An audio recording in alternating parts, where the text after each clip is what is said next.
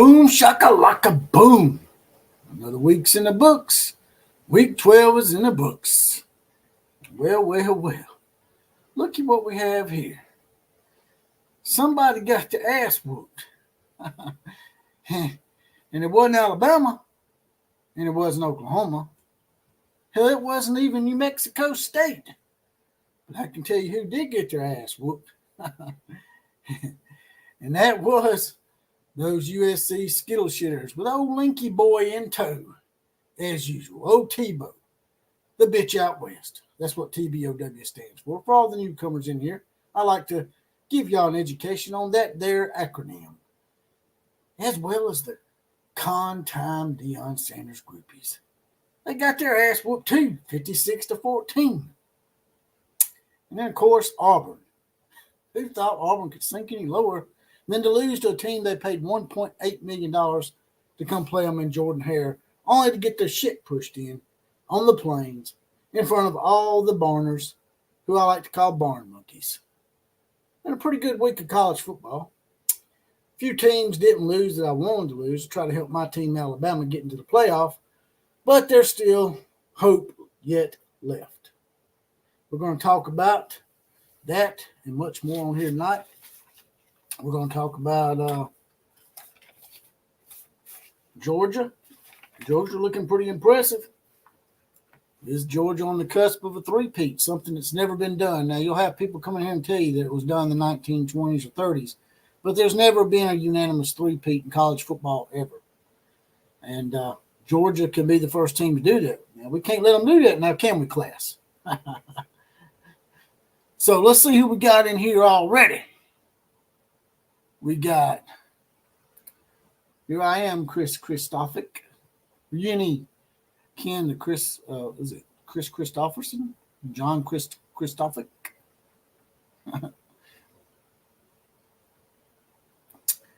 Thunder OU's also in the house. Hey, Killer Breeze trolling a USC fan on Twitter. That's always a good thing to do because you need to really educate them on the fact that Lincoln Riley is absolutely 150% the problem here. We got Big Lubbock in the house as well. Auburn got beat by who? New Mexico State. That's right, New Mexico State. But don't laugh. New Mexico State is now 9-3 with Jerry Kill. As you know, Jerry Kill was the head coach at Minnesota before he had some health issues with epilepsy, and he was forced to retire. And then his health got better, and Jerry Kill came back. And ironically, he was offered an assistant's job with Hugh Freeze at Auburn. And instead of taking the job with Hugh Freeze at Auburn, he took his own job and become his own man in a much harder place to win. I think they lost, like 24 games in a row at one point there or something like that. I know they did lose 24 in a row to top 20, or not top 25, but I think it's New Mexico State had lost 24 straight. They were 0-24 against the SEC before they beat the barn monkeys on the plains, that being Auburn. We also have Fred Bagley in the house. He's got his badge. Hey, guys, good to be back home and recovering. Did you have a surgery, Fred? I can't remember exactly what it was that you had, brother. Tebow is just waiting on her buyout, says Hank. That is true. That is damn true, as the great Kurt Angle once said. You know, I like to quote from movies sometimes, and one of my favorite quotes is The Demolition Man. Have you ever seen that? It's got Wesley Snipes and Sylvester Stallone in it. It's a futuristic look, supposedly. Taco Bell is the only restaurant around.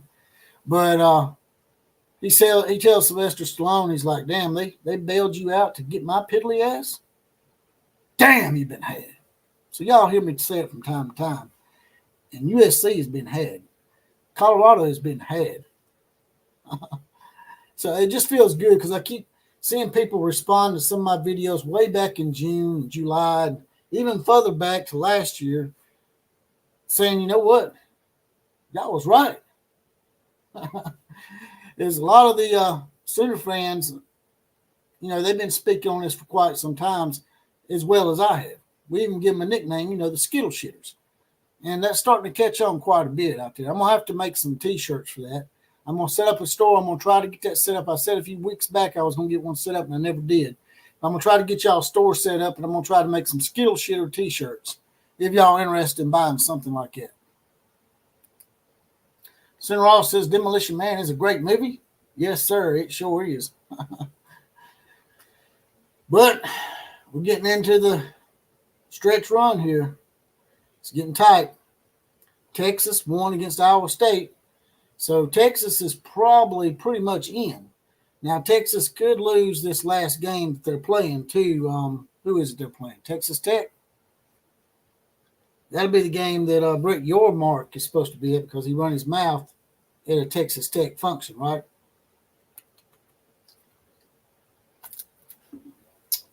I got little notes down here for y'all.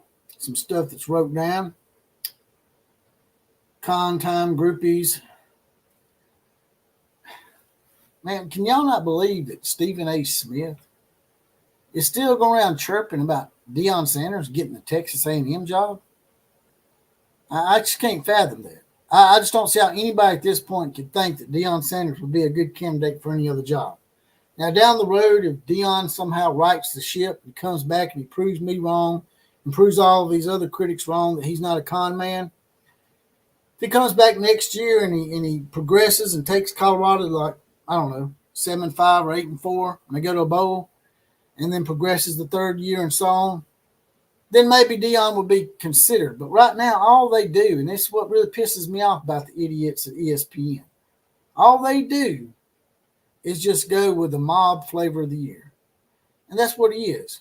He's the guy that everybody wants to push. All that shit's cute. It's real cute when you go around saying little retarded-ass catchphrases like, oh, I got receipts, to a female reporter that was just basically questioning you a little bit. You think you're beyond reproach. You've always thought that, Deion. And you're not beyond reproach, man. You can be questioned just like every other human being that is coming to this world. Yeah, I just don't get why people are so enthralled by this guy. I mean, it does not rub you the wrong way that he teaches these kids to flash their watches and talk about the bling bling and be doing NIL deals at halftime of a 29-0 game and then lose a 29-point lead. How is it now that he's done such a great job?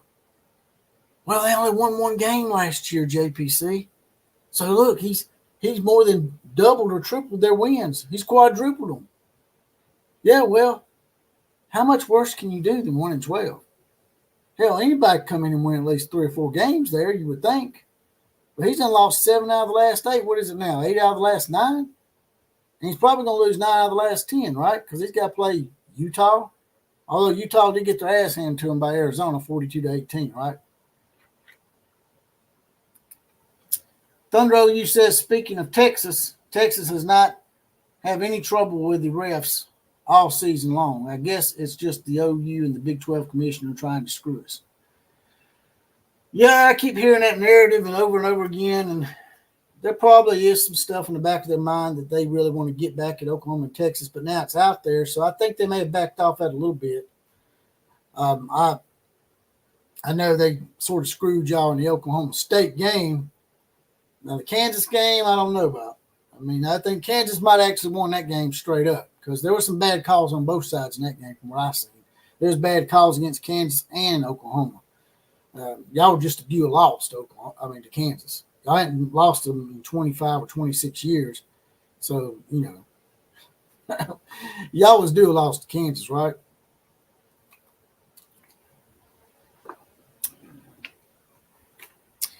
And Matt Bingham's in the house. Matt Bingham says Texas should destroy Okie Light. Oh, you got screwed by the Big 12 refs. I've never seen anything like it before. I know last year they really screwed Texas and both Texas and Oklahoma, Matt. By the way, you'll see Matt Bingham in here, as well as Mike Happy and Hank and others that are probably up here on the scroll here. Let's see who else is in here with the badge. Mike Wilkerson's in the house. You'll see these guys with a badge. If you want to get your badge and get deputized like them and possibly be the random Four Horsemen shout-out of the show, then all you got to do is hit that join button next to subscribe button. It's $2.99 a month, 75 cents a week. You'll get your badge, you'll get deputized, and you'll be in the Outlaw Posse. And you'll get your random 4 horseman shout as well as possibly the comment of the day, which reminds me, I need to put up my banner that I forgot to put up. And there you'll see at the bottom is our VIP donors, as well as the 4 horseman shout out from last podcast. I wasn't able to put them up. I was sort of crunched with time. You notice I had it set for 7 o'clock, and I ended up having to push it back to 7:10 because nature called, and I had to go out. I had to go in there and sit on the throne and push out a Lincoln Riley. And so after I pushed that Lincoln Riley out, made it post haste and got my ass back in here. I know that's TMI, right? That's too much information. Fred Bagley says, and Fred Bagley has his badge too, by the way. I was jacking with something I probably shouldn't have been doing and tore up my already repaired shoulder. Okay. By the way, I want to send out a prayer request to my cousin here in Tuscaloosa, Alabama, Cindy Westberg. She's right now dealing with pneumonia, and she asked me to throw a prayer request out for tonight. So there we are. Y'all pray for my cousin there and hope that she gets well pretty soon. Nothing much, Tim. Tim's got his badge too. Just grilling on con time and Lincoln Riley and all that's great. You know, everything's great. Like I said, somebody got their ass whooped. It wasn't Alabama. It wasn't Oklahoma. It wasn't New Mexico State even. It was New Mexico State upset Auburn. Week before the Iron Bowl. Way to go, Auburn. Just mess it up for everybody. Takes away from our strength of schedule. Yes, I had to take a Lincoln Riley and wipe my Caleb. That is correct, Johnny. I forgot the Caleb part because he is somewhat of a spinkster, right? Little crying ass.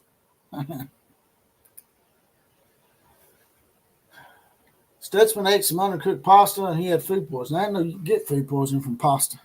Thought you could eat pasta raw.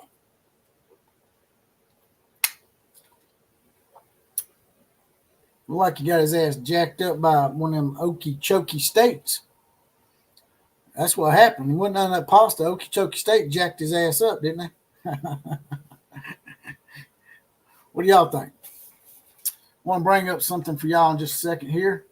We got 45 people up here. I can't see everybody's comments. So if you want to get your comment pushed to the top, there's a little money dollar sign that's circled at the bottom down here. At the bottom of this video, click on that. And I'll just throw a donation out to the show. And it will highlight your comment. And it will push it to the top. And I will read it out above the others. But I'm going to bring something up for y'all just real quick here.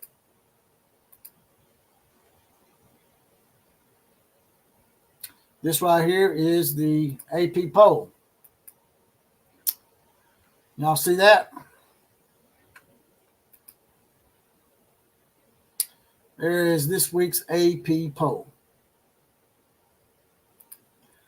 As you can see, Georgia is number 1. Ohio State is number 2. They got one first place vote out of the 62.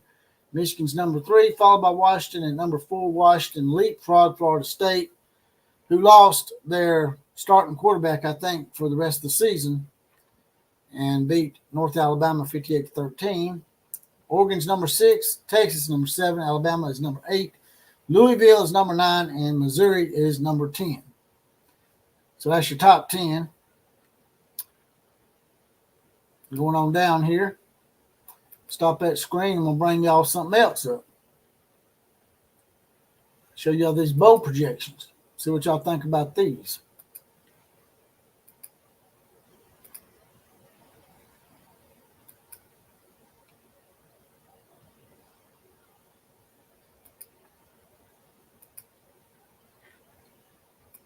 All right. Y'all see that? These are the bowl projections this week. They do a different bowl projection each and every week. This week they got Georgia number 1, followed by Michigan number 2, Oregon, well, actually Florida State's number 3, and Oregon's number 4 now in their projections. I don't really understand why Florida State's still included if they're going by the criteria that they've set. Yes, Florida State's still undefeated, but do you really think Florida State's going to finish undefeated without their starting quarterback? They still got to play Florida and possibly Louisville in the ACC title game. Going on down here, the college football playoff. There you can see it. And these are the New Year's Six Bowls. They have Texas versus Tulane, Louisville versus Ohio State, Missouri versus Penn State, and Washington versus Alabama in the New Year's Six Bowls. Going on down here for you Oklahoma fans, the Alamo Bowl is where they're projecting Oklahoma right now. They say that Oklahoma will be playing Arizona in the Alamo Bowl. And as I said last time, I didn't see it, but now I see it right here. Surprise, surprise, USC is going to go to the Los Angeles Bowl. Ain't that some shit? They're going to get home cooking, even in their shittiest season, in one of the crappiest bowls, December 16th in the Los Angeles Bowl in Los Angeles, California. And they're playing UNLV. Now, if y'all lose to UNLV in Los Angeles, that's going to be 10 times worse than losing to Tulane in the Cotton Bowl, because at least you could say that Tulane had somewhat of a home field advantage because they were just a state away. But this is in your backyard. And you don't let UCLA come in and whip your ass 2 out of the last 3 years. Both times in Los Angeles.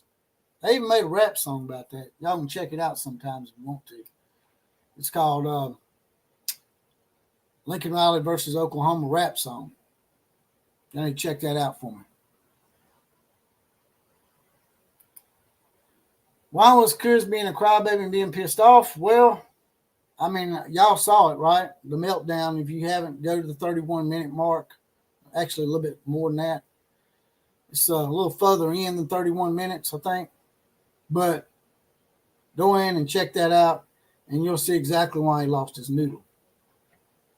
So I'm going to bring a guest in here now. I see a donkey at the bottom of the screen, so I'm going to bring him in. Yeah, keep talking that. Oh, man. Here's college football with Donkey Lewis. It's stupid, bro. Oh, man. So what have you been talking about lately? I just got out of the shower, so.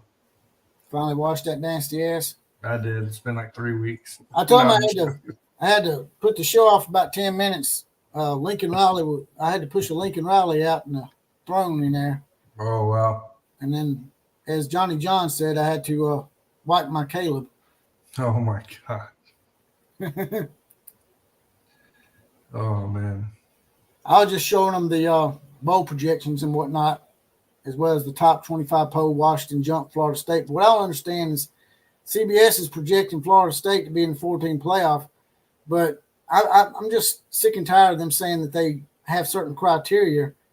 Do they really think Florida State's going to win these last 2 games without their starting quarterback? Well, that's tough, only because, like, I don't want to say just because you lose a starting quarterback, you should lose all notoriety. But at the same time, the committee has come out and openly said that injuries will definitely impact where they place you, right? So that they've definitely already done that, actually, the past 2 years. Recently, last year, actually. That's a tough one, man, because you got to lose. If they go undefeated, I don't know what else to say, because they'd have to beat what? They'd have to beat Florida, then they'd have to possibly beat Louisville, which means I think at that point you would put them in, right? Like, wow. Would you do that? Yeah, they beat them. Yeah. Same thing. But here's the thing, the criteria that they have set in the past, they've said that they take into account star players being injured. Yeah, no. It might not be the same team, even though they beat Florida, who's not very good. Louisville is pretty good. They're 9-1, 10-1. Although they had a real questionable loss to a real shitty Pittsburgh team.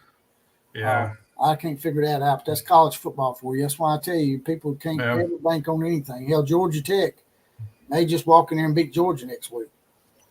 Yeah, I think if it was the very last game was already played, I think it would have a bigger impact than 2 games or 3 games being left, right? Because they get to see the next quarterback and what he can do. If the dude comes out and it's like a complete jackass, I think you may actually see a shift in the rankings a little bit. But I don't expect it to move too much, honestly, because of that. But they did. Did they jump Washington, right? Or did Washington jump them? Washington jumped them. Washington jumped them. That's right. So, so I guess that would technically be the first move, if you look at it that way, of them readjusting the playoffs. But CBS isn't a part of the committee either. We have to remember that. Just because CBS projects that doesn't mean they even know the rules of how the committee even votes the teams in. So, does it really matter? No, not really, in my opinion. What do you think about the USC Skittle shitters, man? Oh, I mean, this is working out more better than I could have ever hoped for, man. I mean, I feel like Nostradamus over here. The amount of shit talking that went on at the beginning of this season by USC fans, and to see where they're at now, going possibly to the Los Angeles Bowl, which, by the way, I didn't even know existed. I didn't either. I was looking at it. To be completely honest with you. So, they probably did that shit. They probably just made that bowl, just like the Big 12 just made up that rule to keep Oklahoma out of They made up this rule to keep Oklahoma out of the Big 12 title game. I do believe I was honestly hoping they would come to the Alamo Bowl and I could see them in San Antonio just to see them play, because I would like to see Caleb Williams play, but you know what I mean, on a cheap ticket possibly if they went to the Alamo Bowl. You want to play with Caleb Williams? Shut up. And there's plenty of places, I'm sure, in San Antonio to get your nails done. So, yes, there you go. But yeah. And David Wood said good bowl game would be OU versus USC. OU's in a better position than USC right now, so I don't think that's definitely going to happen. That's just my opinion. They do have them projected for the Alamo Bowl against Arizona. And Arizona's a pretty good team. So Arizona's the one that's been pretty hot lately. Them around. When they get down to them lower bowls, they don't have to go by record alone at that point, I don't think. No, of course not. So they could flip that around because of the eyeballs that it would bring. If they saw that shit, they're probably like, yeah, we're going to do that shit. Yeah. And USC don't want it. And I think most of the Oklahoma people in the administration of Oklahoma and coaching staff don't want that game either. I don't think either one of them want to play each other because the negativity that's going to happen for either one of them that lose. Well, I know Oklahoma fans don't want to hear this, but Arizona is a better team than USC right now, right? So, USC did beat Arizona. No, I get that, but Arizona just beat Utah, and I believe they have a better record, right? Like, let's see here. Well, just like Alabama and Texas right now. They're 8-3 right now. I ain't saying this because I'm an Alabama fan, but I believe Alabama's a better team than Texas right now. Right now, I'll agree with you, but the head-to-head has to matter. Well, it's going to matter.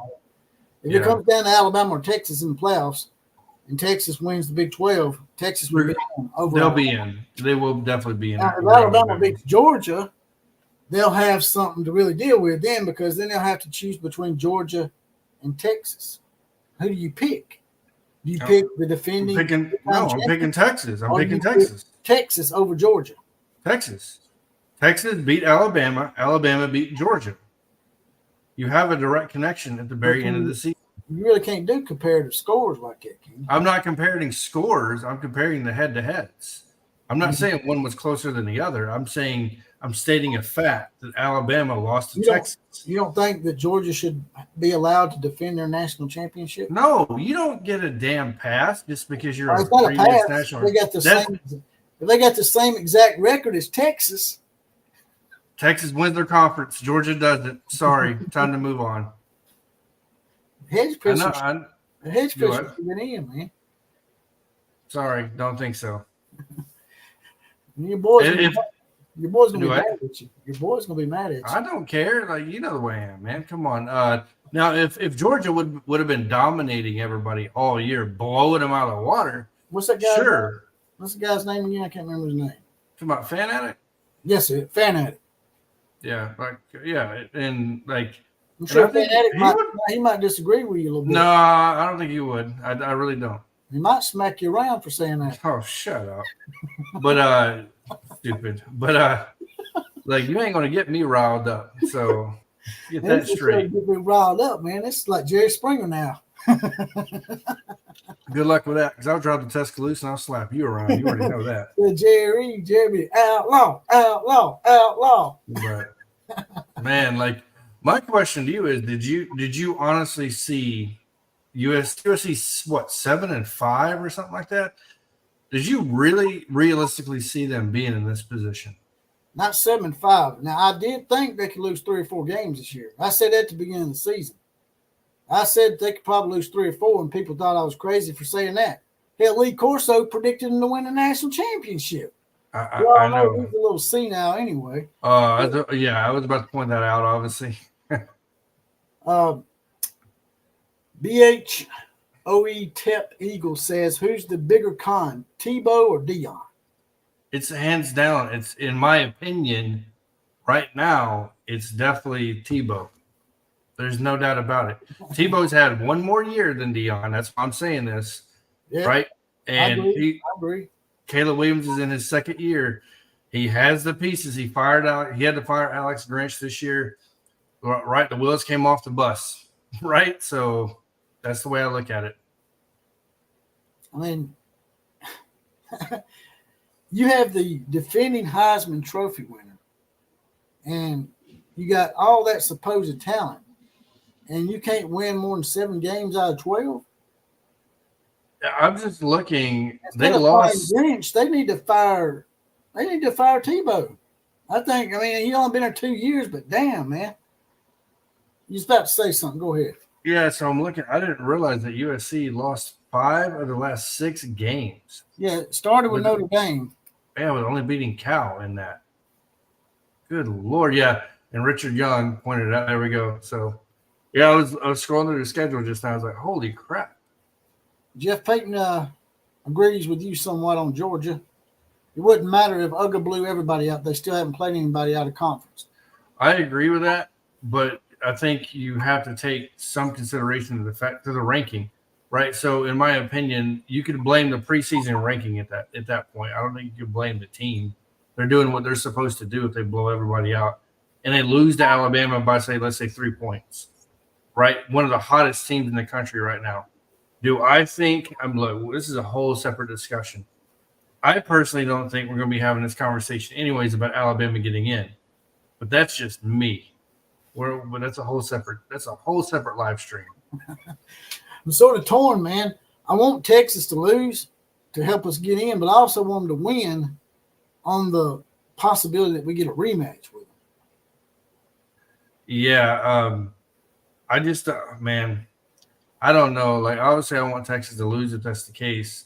That's the only way we get in my opinion, because it's a logjam between. Obviously, I mean, you look at Oregon, Washington, like all these teams, Texas. It's a complete damn logjam in the middle, fighting for the final spots. So, well, how much do you think it's going to affect? This is sort of changing the subject a little bit because it's something I just thought of. How do you think it's going to affect, since we got a lot of Oklahoma people in here? How is it going to affect Oklahoma if Dylan Gabriel can't come back against TCU? He got injured. I don't think it's going to be against TCU. It's going to be somewhat, but I think their running game has just enough. I don't think TCU is good, right? So I've made that known from the beginning of the season. They lost too much. Almost beat Texas. They did almost beat Texas. Everybody's going to have their day. They're going to play down, or one team's going to play really far up. Dude, I think Oklahoma's fine as far as like the future goes. And if Dylan Gabriel can't come back to the TCU game, I'm not going to say they're in just as good of hands, obviously, but I think they'll end up beating TCU. That's my opinion. Did you happen to see the whole thing about the tiebreaker with the Big 12? No. Actually, been into that any? It's what's got Oklahoma and Kansas State fans both pissed off is that, Oklahoma State was crying about the tiebreaker because the tiebreaker, the way it was set up, didn't take into account that Oklahoma State would have beaten Oklahoma and Kansas both, and or Kansas State, and then they come in and change the rule in the middle of the season. That's the problem everybody's got. How can you come in the middle of the season and change the rule? That I don't even have an opinion on that. We all know that looks dirty as hell. It looks dirty. There's no getting around that. That's why I'm not going to have an opinion on that other than it looks like it. In my opinion, if it walks like a duck, quacks like a duck, it's probably a damn duck, right? So if it looks funny, acts funny, right, it's probably damn funny. Some funny business going on. It is really odd to change something right in the middle of the season, clearly. But, that's wild to do that. But I always say the same thing, too, and you know me, my preference on this. How do you alleviate not having tiebreakers? You win the game you're supposed to win. Well, a guy that has a small podcast called Sooner Magic Brothers, I was watching a podcast, and he made a good point. I mean, if they can change the rule in the middle of the year, who's to say they can't just go in and pick the two teams they want? I mean, they just go in at this point and say, you know what? It's going to be Oklahoma State and Kansas State. And Texas and Oklahoma, the rule is you can't be in the title game because you're not going to be here next year. Well, who's to stop them from doing that? I think they would be sued out of their loving mind. And the whole thing is the Big 12 is trying not to pay them any more money than they have to. So that's already been known for the past 2 years. So I definitely don't think that would happen. Do I think that maybe there's some dirty business going on behind the scenes? Possibly, yeah. But as far as like outright doing that, absolutely not. Well, I'm an SEC guy, and so are you. And I'm glad to have Oklahoma and Texas. But you got to admit, that shit was sort of done on the sly. In a way, they did do the Big 12 somewhat dirty because just a few short months before they left, they were in meetings vetoing expansion. So why would you even be in those meetings at that point if you was about to do something like that? Once again, dude, once again, if it looks suspicious, it's probably suspicious, man. It doesn't make a lot of what's going on within this conference movement does not look right. So, I mean, but we know at the end of the day, what does it come down to? Dollars and cents. Everybody trying to protect their money. They're trying to protect their bag. So that's what it comes down to. Johnny Johns is the guy that I was speaking of with the Sooner Magic Brothers podcast. Okay. We're supposed to have him on tonight, but I don't know if he got he sent me his email, but I might have sent it to the wrong email, man. I don't know. Did you get that link that I sent you? Might have sent it to the wrong damn email address or something. I don't know. So he says, I was wondering the latest on. I don't think any news is. I can look it up. I don't think any latest news can come out. What I heard was that he had a upper body injury and basically a blow to the head. He's probably in concussion protocol, is what's going on, is what I'm thinking. And I'm going to look it up right now. And if he's in a concussion protocol, how long do you usually stay out for that? Dude, that can be anywhere from 3 days to 3 weeks. It depends on the grade of the concussion. It goes off the grade of the concussion. So I believe that's how it's done. All those Oklahoma fans that have been wishing for Jackson Arnold to get his day, well, he got it. He did win, but he looked exactly like what you would expect for a guy that's never played before. So I don't think you should judge either one of them. People's like, the people that's on Dylan Gable's bandwagon said, see, Jackson Arnold ain't that great. And then the Jackson Arnold people were like, well, he was thrown into the fire. Well, both of them's right to some degree. So I don't think it takes away from either one of them. I think Jackson Arnold done just as good as you could hope he would do, win a game on the road in a very extremely hard place to win in BYU. And Dylan Gabriel was doing well before he got injured. So I think if Dylan Gabriel's good to go, that he'll probably start. The way it looks is, from all the reports that are out there, it's probably going to be Jackson Arnold. J.D. Wilmoth in the house. J.D. Wilmoth is the man that set off Kuz last time and basically made him wet his diaper a little bit. Poor old Kuz. Damn, J.D. You said, what did you call it again? West Vagina?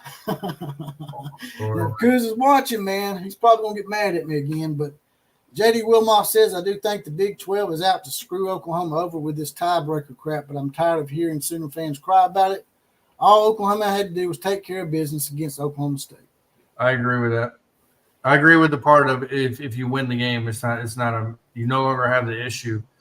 And I think it's funny how people were laughing at Okie State for losing to South Alabama. And South Alabama has what, 2 damn power wins this year? Like, South Alabama's probably going to a bowl. Yeah, I know. Like, Lord, they got them playing some big name school. Let me see here. Like, I want to see what their schedule looks like. Like, how they played is. Let's see. They beat Marshall. There we go. So it's not a huge school, but they did beat Marshall. So they lost to Tulane. They beat. So yeah, I mean, yeah, I don't know. They're not that good. As far as the record goes, they have 5 losses still. They beat Okie State, right? And Marshall. Okeechobee State? Yep. That's right. How do you – and then they got blew out by Central Florida. It's not that they lost. They got just blew out, man, housed. They got skull drug, all the way down the field by that. Oklahoma State plays Texas in the title game. I don't think they can beat Texas, man. South Alabama didn't even win their damn division. No, they like 6-4 or some shit. Yeah, 6-5. Troy won the division. So Bailey said that Jackson Arnold looked like a rookie. He was thrown in the middle of the game, just like I said the Jackson Arnold people would say. In one of the loudest environments in the conference, in one of the worst fields. You can't determine that how he will be after that. So it is hard playing in BYU. I told Kuz that. He was talking about BYU was horrible. They were 5-5. They weren't exactly horrible, but they weren't great. But when you go up there, man, to BYU, man, they have an advantage over the elevation. People don't think that's a big deal, but I think it's absolutely a big deal, man. They're used to that shit, and you're not used to it, man. You know, Troy Polamalu couldn't even play up against Denver because he had, what is it called, sickle cell anemia, where you can't play in elevation. Like, that's how much it affects you. There's certain players that can't even play up there. Yeah, if he practices with the ones this week, John Ritchie, I think he'll more than likely start the game against TCU. But I don't know. If Dylan Gable's healthy, I would still go with Dylan Gable. Now, I know a lot of y'all don't want to hear that, but to me, Dylan Gable's earned the right to finish this year if he's healthy. Oh, absolutely. If he's healthy, 100%. I mean, would Oklahoma fans disagree with that? There's a segment of them that have wanted Jackson Arnold to be the starter day one. What? I can't do this. I'm not gonna do it. Got to, man. No, I'm not gonna do it. That's ridiculous, Stephen. No. I mean, well, Jackson Arnold, it did have a lot of fanfare coming in. He had a lot of great stats as a high school player, but how much fanfare did Blake Barnett have when he came into Alabama as a 5-star player of the year? Who's Blake Barnett? My point. Who?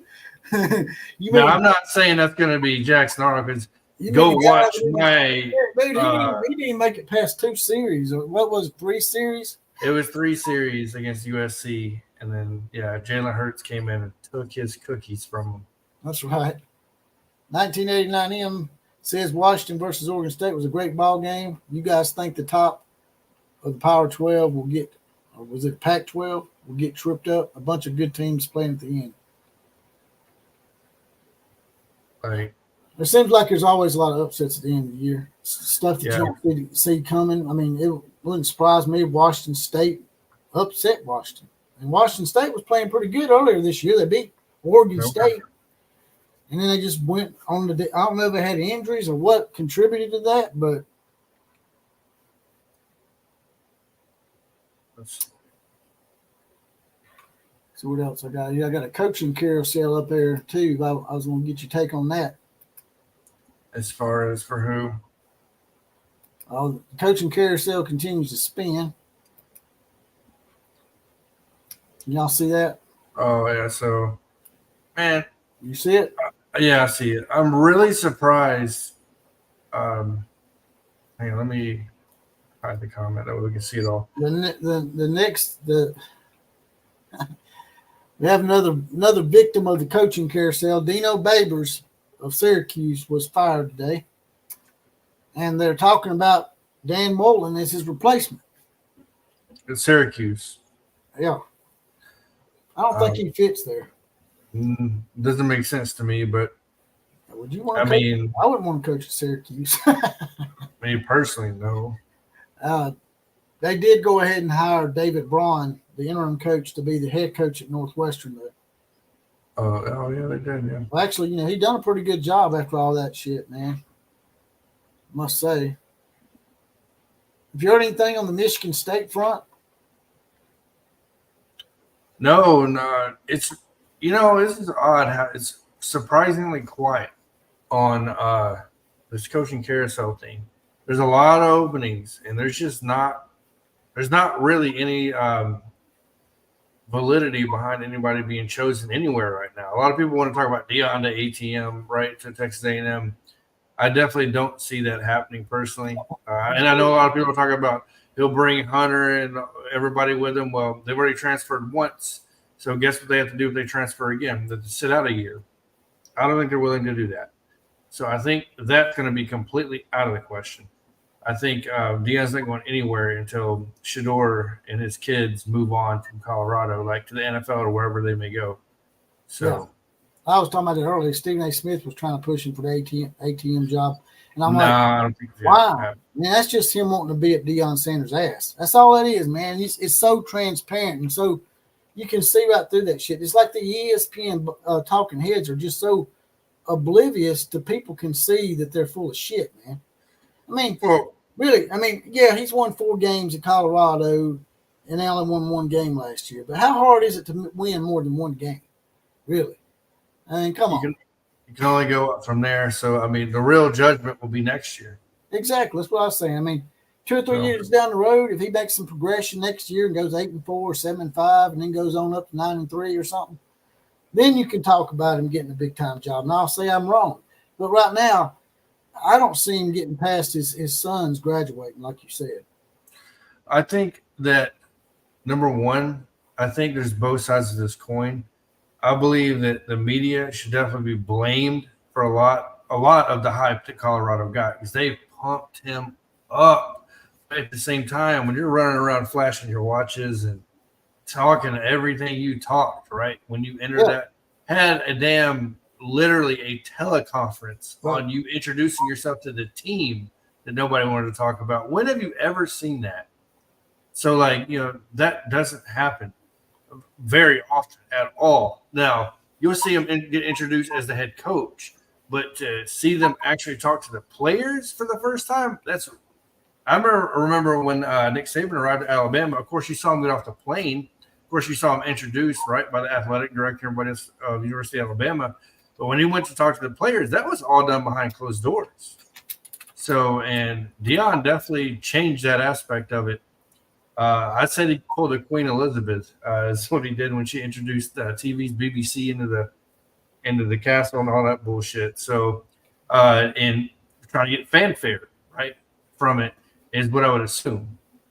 But I think it's both sides. I think Deion he almost maybe let the media pump him up, and he bought into it, or he was already that way. But either way, Deion's always been about Deion. Period. I know, and I try to look at both sides, but it's hard, man. Yeah, it really is. But if y'all don't mind, jump out of the chat and smash the like button. That really helps with the algorithm. And if you're not subscribed to the channel already, hit the subscribe button as well as the bell, because if you don't hit the bell, you won't get notified when we're up and on the air. But yeah, hitting that like button matters more than you think. It won't take you but 5 seconds to jump out of the chat and smash that and come back in here. Also, you'll see people in here with their badges, like Jeff Payton and Mike Wilkerson and Fred Bagley and Hank. If you want to get your badge and get deputized and possibly get your random 4 horseman shout out as well as be the comment of the day, it's only $2.99 a month, 75 cents a week. So join button next to the subscribe button, and you'll be deputized and you'll be in the Outlaw Posse. I like down there. Thunder, you Sooners poking at. Well, both of us really. What's Nick that? Nick Saban to Michigan State. Yeah, he's been there and done that. He's been there. It didn't work out too well for him, to be honest. But Nick had a couple of 7 and 6 years there. People forget that Nick Saban wasn't, he wasn't winning at a high rate when he left Michigan State and went to LSU. The LSU administration was just good at identifying people, and they made a huge hire. And by doing that, it opened our eyes to him, and then he went to Miami. Oh, yeah, now they try to blame us. I'm like, he went to Miami. He didn't come to Alabama directly. So I don't know why y'all so pissed off at him. Y'all didn't have a job opening for him. So when he left Miami, was you going to fire Les Miles? No. Les Miles has just won a national title. Exactly. They would have never done. So what are y'all pissed off about? Sort of like another fan base I know. Who is that? I think it's the Oklahoma Sooners. I was teasing them about getting Brent Venables here to Alabama when Nick Saban retires, but then I said something serious. I was like, what about Bob Stoops to Alabama? You know what? They wouldn't even let us have Bob Stoops, man. They said we couldn't have Bob Stoops. That would piss them off. Bob Stoops is Oklahoma for life. Like the NWO back in the day. Oh, NWO, man. You think Bob Stoops would come out of retirement to come to Alabama if Alabama offered him? No. Get out of here, Alabama? I mean, hell, he's coaching the XFL. Yeah, but that's fun, bro. He's doing that. Fun, all right. He's doing that. That's like fishing on a Sunday, right? That's exactly what's going on. He's in the XFL fishing on a Sunday. Well, this ain't Wake Forest, man. This is Alabama. Alabama comes to calling. Bob Stoops going to get to stepping. He's going to come all the way down here to Tuscaloosa, Alabama, and Bob Stoops will be the next head coach at Alabama if Alabama deems it so. I would say this. If I'm Bob Stoops, we'll play along with your theoretical game here. I would for sure buy into I'd make them court me, right? I'd make them fly me out first class. I want to see everything you got, and then I'm going to say no. So I want all the trimmings though, bro. I want it all done, red carpet style, and then be like, nah, I'm good. You wouldn't come to Alabama? No. What's wrong? If I'm Bob Stoops, no. You sell out. Man, you're ridiculous. I believe you got a USC Trojan shirt on. Let me see. I got a Bob the Burger shirt on is what I got. By the way, we need to set up us a store because people been begging me for Skittles shirts. Yeah, I know. I might get my son to help me set one up. See, what I tell you? Jesse Powell, keep your paws off Bob Stoops. Y'all can't have both of them. Damn, Bob Stoops can't head coach y'all in BV2. By the way, to be honest with y'all, I would quit calling him BV because it sounds like a venereal disease. I'm not going to lie. Oh, wrong one. Sorry. Wrong one. Here we go. Grant should Nick Saban rehab for coaches? Hell to the no. Look, man. That right there, Ken, that's fighting words almost, man. I do not want him near Tuscaloosa. Some people just ain't, they're just not savable, man. I mean, that'd be like saying, let's put Jeffrey Dahmer in rehab, let him out. That's like saying bring Dan Mullen to rehab. Dan Mullen, I can see Dan Mullen. No. As long as he keep his bunny humping wife off the players. If he can keep his wife under control and she ain't out there molesting players, then Dan Mullen will be okay, right? Any coach that openly admits pretty much that they don't recruit, you think they're going to come to Alabama? Get the hell out of here.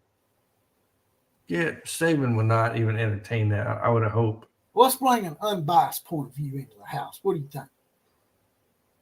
All right. You want some of this? You want some of this killer smoke? Killer smoke, bro. You want it?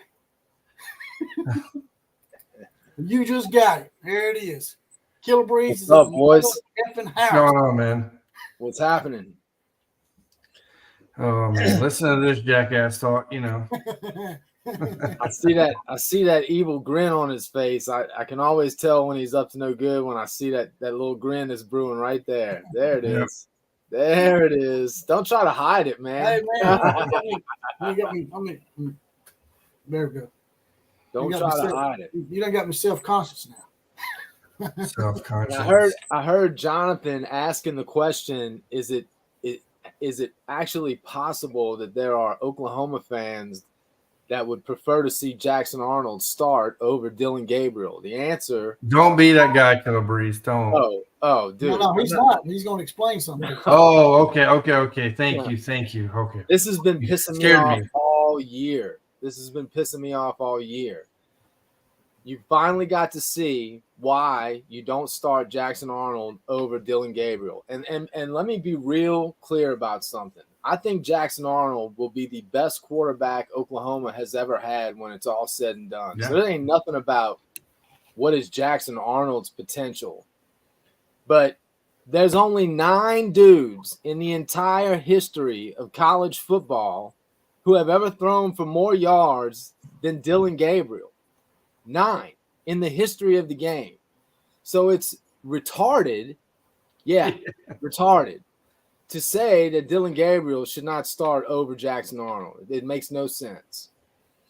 Hopefully, now here's the thing. Jackson Arnold will start against TCU. Dylan Gabriel's got a concussion. There's no way he's going to make it back on a short week through concussion protocol. It's just not going to happen. So is it a short week? When y'all play that game on Friday? Friday.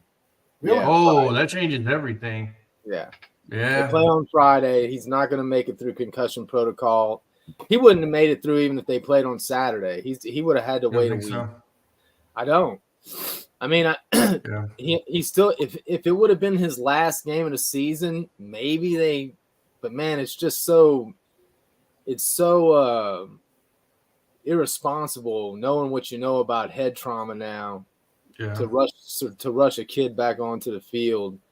I mean, just from a straight liability standpoint, the university needs to play that smart. So I don't think he's playing even if it was on Saturday, but the fact that it's on a Friday, I don't think there's any way Dylan Gabriel starts. I think the next time you'll see Dylan Gabriel is in the bowl game.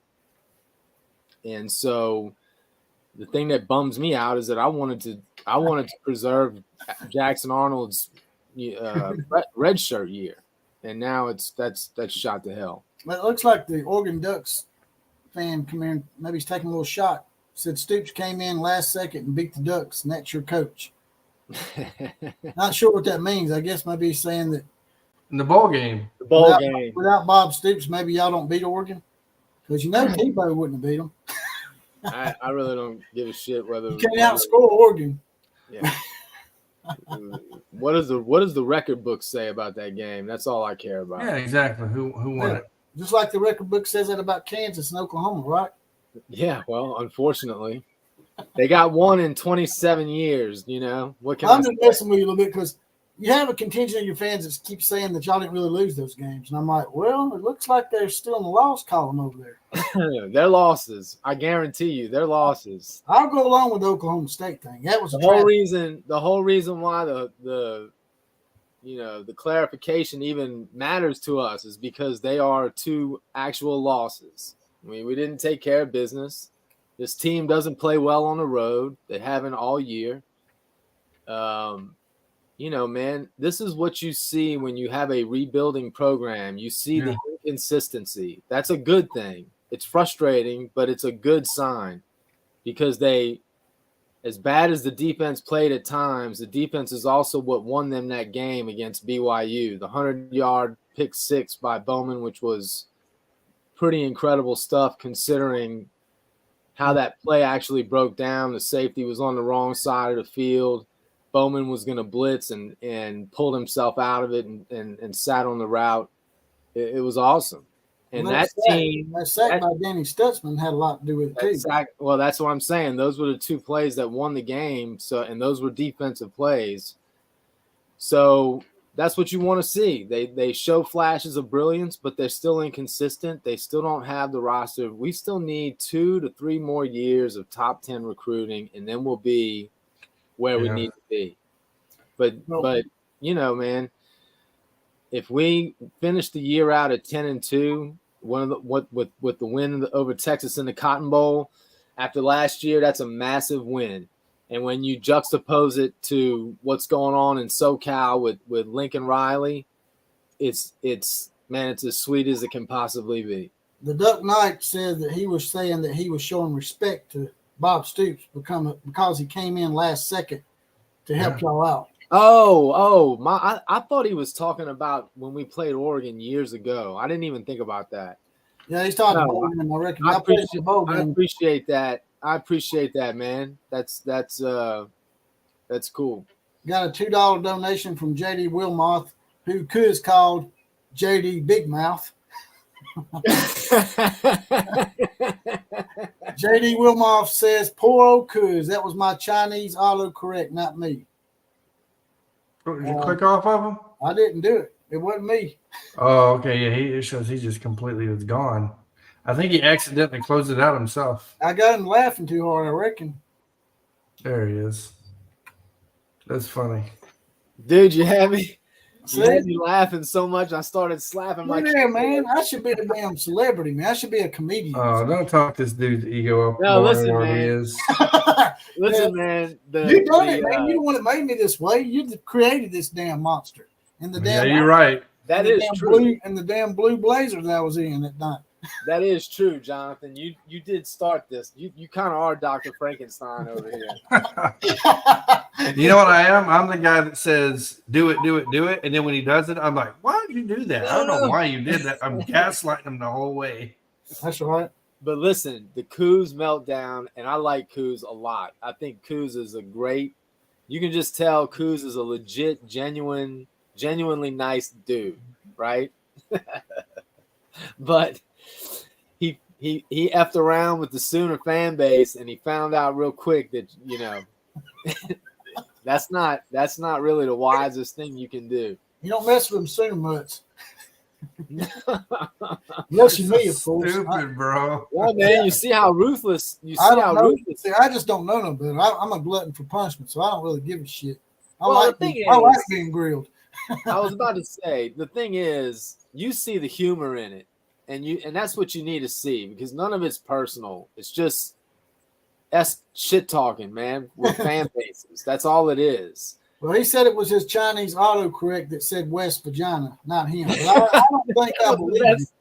That was the best part. That's what made you realize it was a total meltdown, because West Vagina is so tame. It's really it's nothing, right? But that set him off. West Vagina.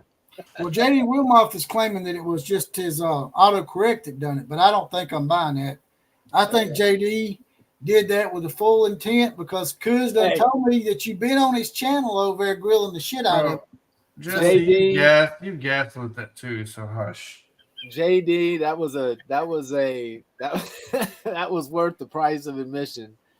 That was funny, man. I felt bad for old Kuz, because I know he didn't mean to go off like that, but no, we all have our moments. He did too, because he kept doing it. I kept giving him bait, and he kept taking it. Even Jonathan said he was taking the bait.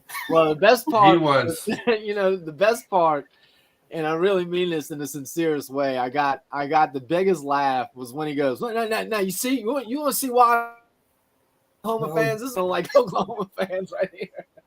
It's because of the shithead right here. He kind of showed his hand, real quick, even though he usually plays the role of diplomat. That's why you can't do that. You can't show your hand. You can't be emotional with it, man. Y'all all pretty good at that. He started rubbing his head like this. He's like, yeah, I know. I didn't really realize it was coming. It caught me off guard. I'm usually it did not. I'm there saying, I'm like, at the beginning of it, I'm like, no, it did. You're a lying asshole, Jesse. At the beginning of that clip, I was like, what do you think about that? And he's like, rubbing his head. And I'm like, that's you gaslighting. No. If anybody knows Jesse, I didn't know it was coming that time. He really didn't know. He really didn't know. He realized it. He realized what he had, the goal that he had in front of him. He realized it as it was happening. Yeah, but he really didn't know it first.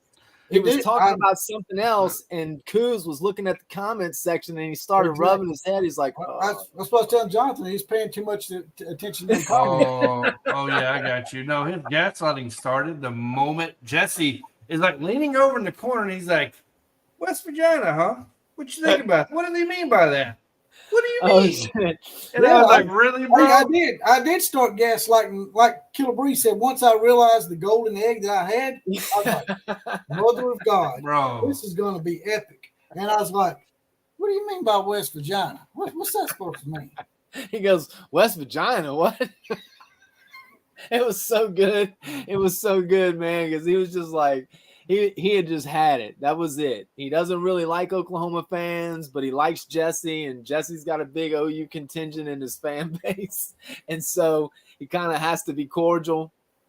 I mean, hell, the night that he on his live stream, and I was on I was listening to his live stream when he said, you know, well, now they're out of the conference, and I hope they get their asses kicked in the SEC, you know, something like that.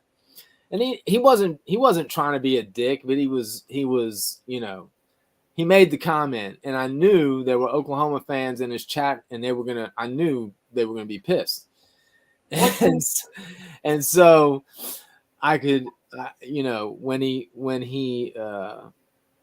started going off, I mean, at the end of that show, I actually was in his chat room, and I made a couple of nice comments about West Virginia and wished him luck the rest of the season, whatever. And you could see it completely threw him off. And he actually says, he's like, "Damn, thanks, Killer Bee. Shit, I wasn't expecting that. You sidetracked me," because he's just in defense mode when it comes to the Sooner fans that he's normally interacting with. But it was awesome. Changing gears a little bit, I was going to get Jonathan's take on this comment and ask him what team does this remind him of 4 or 5 years ago? What? This comment by the Duck Knight. I think the Ducks will make the playoffs. It's hard to see them winning it all this year with the way their kick is playing. Yeah, who's that remind you of? I mean, Alabama, wasn't it? I mean, that's 2020 Alabama. And Alabama, the Bill Riker, man, we was going through so many kickers, man. Yes. People don't take the kicking game seriously, man, but it can absolutely cost you a national title. We have lost. So, dude. Oklahoma's got a kicking problem. Yeah. It's funny we talk about the OU fan base and Jesse's chat, though, because, man, every time he tells me, as soon as he told me Kuz said something about OU, I was like, bro, this is going to be nasty. I already know it's going to be bad. I brought him in with the intention of him trying to set the record straight because, you know, he'd said some stuff in the comments to aggravate him because me and you were on. You was like, you couldn't believe he called him a bunch of sissies or something. And then they started going off on him in there. And then they started making fun of his podcast name, calling him Crybaby Corner and stuff. The way I look at it, too, I'll be straight up honest with you guys. Hey, you see, Killer Breeze, I tried to change gears right here. Who brought me back to it? That was me. Dr. Frankenstein. Dr. Frankenstein over here. Oh, man. Hey, where's our boy Johnny Johns at? Is Johnny still in the I don't have the comments up. No, Johnny Johns, I don't know if he split or what. I tried to send him a link. I was gonna have him on tonight, but I might have sent it to the wrong email or something. I don't know. Oh, I got you. He said he didn't get the link, so I had to go back and check that. He'll have to be on the next show, I reckon. So, who do you think's got the Heisman in the bag? I think it's wrapped. I think it was wrapped up this past week. By who? I think Jaden. I was just about to say, dude, it's hard to go against Jaden Daniels at LSU, man. Yes. Listen, I don't know if he's gonna win it or not because I have Georgia State. Georgia State. We're talking about LSU. They're playing Georgia State. I don't care. That can't count. No, but dude, he's been lighting it up. He's been lighting it up, man. I think Dallas Turner should be a Heisman Trophy candidate for knocking his ass the hell out. He has a reputation of knocking people out. My gut, I feel like Jaden Daniels should win it, but my gut tells me Penix is going to win it. Washington, I don't think either one of them's going to win it. I think it's going to be Jonathan's boy, Bo Nix. No. First of all, you said it's my boy. Now we got a problem. I may have to drive the hell up there. But Bo Nix, I don't think so. It'll be Bo Nix. I don't see. I don't know, man. You know why Bo Nix won't win it? I'll bet you a steak. He's not a media darling. He's not a media darling, bro. You have to be that winner. Steak dinner, Bo Nix wins a Heisman Trophy right now. You want to bet what? I'm just not a steak dinner. How about you got to wear an Auburn jersey on a live stream? How about no? Then, see, this is what I'm talking about. He can take the shit talking, but he can't do a little bet. I will. Hey, I tell you what. Tell me. If Bo Nix doesn't win the Heisman Trophy, I wear an Auburn shirt. Okay. Damn. There we go. Everybody heard it. And if he does win it, Nick, I'll win. I'll wear an Auburn shirt. No. No, that's why do you think Nix? Why do you think Nix is going to win? Yeah, give me a reason why Nix is going to win it. That's right, Nix for Heisman. But why Nix? Well, the Duck Knight says Bo is a media darling, and Oregon has a shameless Heisman campaign going on. I mean, I wouldn't call it shameless. I mean, that's what you got to do now. I mean, shit. I don't think he is. I personally don't think he's a media darling. I don't. I don't believe the media is propping him up. You wouldn't rather have a steak dinner than have to wear an Auburn shirt? Come on, me? Yeah. I would never get the damn steak dinner. You live 12 and a half hours from it. I'd have a better chance to go and find Killer Breeze, right? And me and him have a steak together. He's 3 hours away from me. I'm gonna move down there. You're gonna get me a job down there with you. Come on down. You already came out here once. You got scared and you ran off. So, oh yeah, you like that shit when it comes back at you, huh? I just plucked the damn Razor Ramon toothpick at your ass. You see that? Yeah. You like this? Nothing to come back with. The Duck Knight, which is a great name, by the way. The Duck Knight says because Daniels is on a 3-loss team. I could see that being a problem. But damn, man, I think he's saying that he maybe agrees with y'all. He's saying it's a shameless Heisman campaign for Bo Nix. And I mean, hey, man. I'm assuming a lot of that campaign is coming from Nike money, which I would use the hell out of that if I was in Oregon's position too. Why not? Hank has his badge, and he says Bo Picks is on the hottest team in the country in the crushing teams. Was that a typo like J.D. Wilmoth, or did you intentionally call him Bo Picks? Bo Picks. Now, if I'm straight up looking at stats, I mean, Bo is – I believe he's probably number one, right? Him or Penix. They're way the hell up there.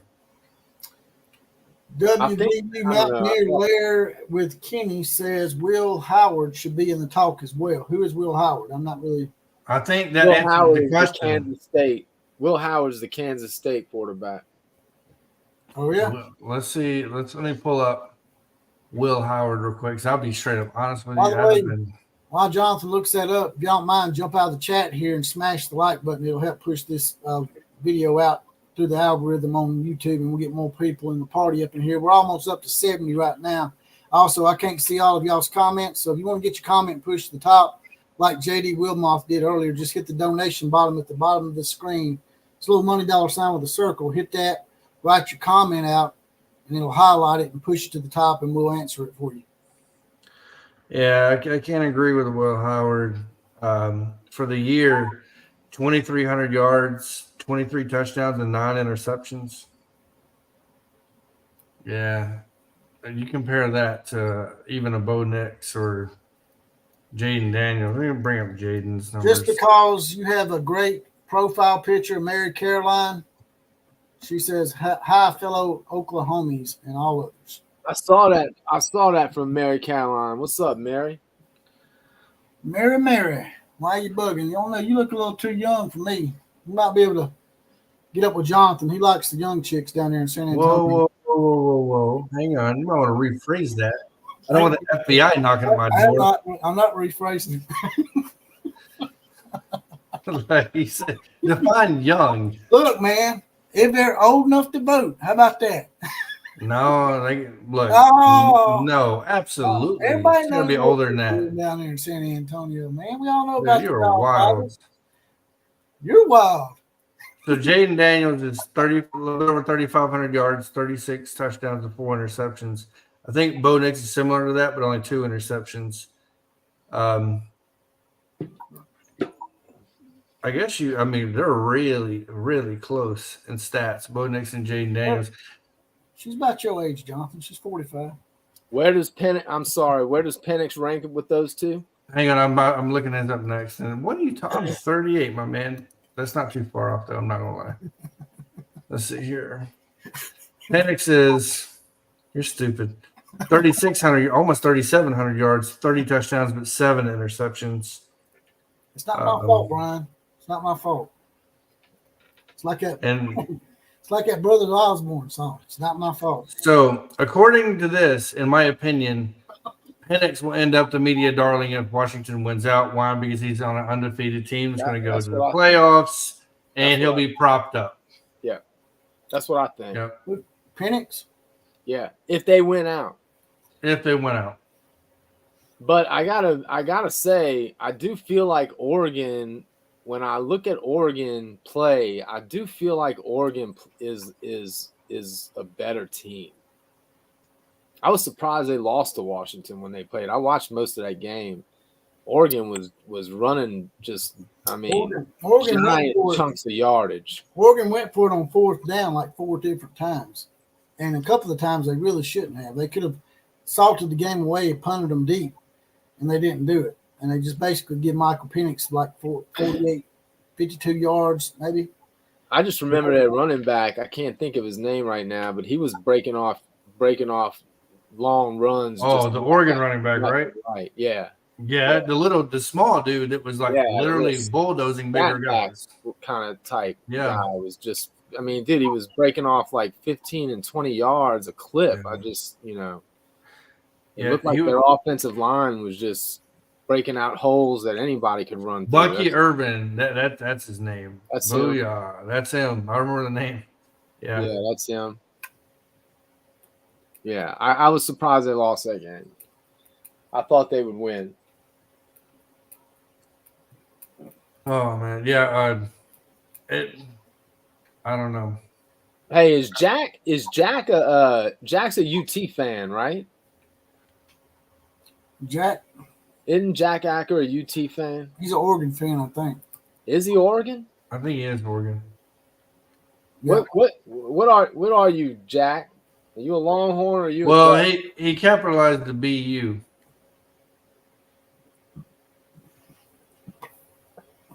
Let's see here. What that's supposed to mean? I don't know. Yeah, I'm trying to figure it out. I don't know. Maybe you guys knew. I think it's a typo. I was pointing it out. So you quit pointing it out, boy. First of all, you call me your daddy like you know I am. You need to shut the hell up. Jack is Oregon all the way. All right. There we go. That's what I thought. I might add Chris to the conversation. He'll put your ass in your place. I know you ain't talking to me. Don't only bring Chris in here. Then I had to straighten the Sooners out one time. Yeah. So we got a couple of ducks in the chat. We got a West Virginia Mountaineer in the chat. Yep, Oregon all the way, man. I thought he was an Oregon fan. That makes sense. I don't know why there's a UT fan that's in the comments section sometimes, and I thought that was Jack for a second. You need to personally answer this question. I ain't answering personal shit because y'all said it's personal. You said yourself about 5 times here. It's not personal. Actually, Killer Breeze said that. What? What did I say? It's not personal. Answer the question. Or you might have been Jonathan. One of y'all said it. What? It wasn't personal. The stuff it's not. It isn't personal. It's all just. Man, it's high school locker room effing around. You ask him whatever you want to, Jeff. You can ask him out on a date if you want to. Y'all just don't tell me about it because I don't want to know about that shit. Who are we talking about? Are we talking about me or talking about Killer Breeze? What is the question? He's trying to be funny. Brian Johnson. Brian Johnson. He wants to aggravate Brian Johnson. By the way, I'm hanging out on a trashy beach in Los Angeles with a transgender volleyball tournament. I don't care what y'all do. By the way, I know y'all already spoke about this, but I wasn't lucky enough to be part of the conversation.